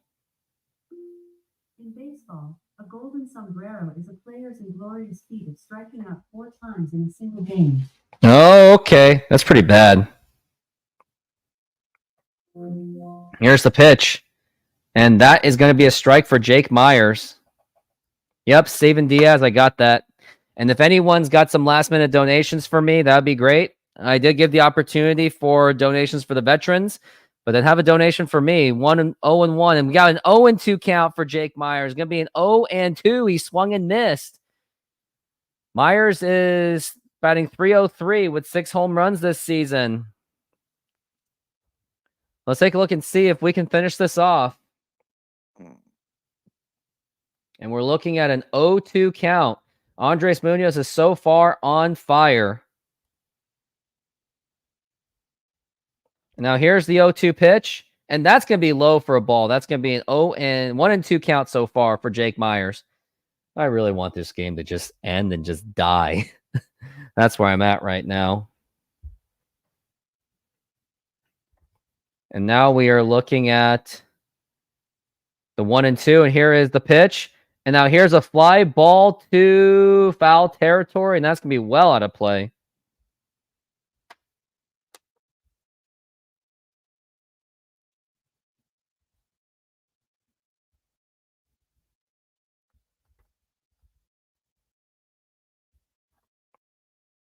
And yet they're telling the fans to get loud. We're looking at the 1 and 2. 3-2 game. It's very close. Way too close. Here's the 1-2. And now here's a fly ball to deep right field. And Haniger is there. And that's not Haniger. That's Canzone who makes the catch. And we've got 2 down. Got 1 to go. The fans are up on their feet. Mariners are 1 out away from the victory. And all it stands in the way is John Singleton. He is batting 7th in the order. He is now, what's the count? He is 1 for 3. He did contribute to a run. Here is the pitch. Check swing. He did go. That's going to be strike 1. 2 strikes to go. And this is where it gets really exciting and very nerve-wracking. We got an 0-1 so far. This is where it gets really nervous.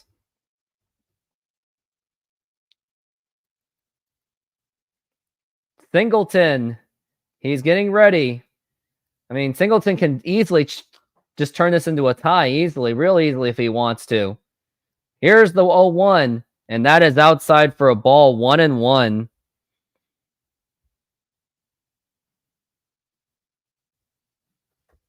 And we're looking at a 1 for 3 for John Singleton. Mooney, get it done. Here is the 1-1, and that is going to be a ball.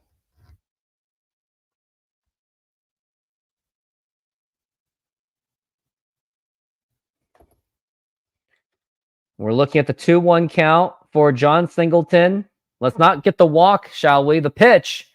And that is a foul ball, strike 2, and it is game time. I don't want to try to hype this up, but the Mariners jumped out to a 3-0 lead. Bryce Miller was pretty much perfect throughout the game until 5th inning.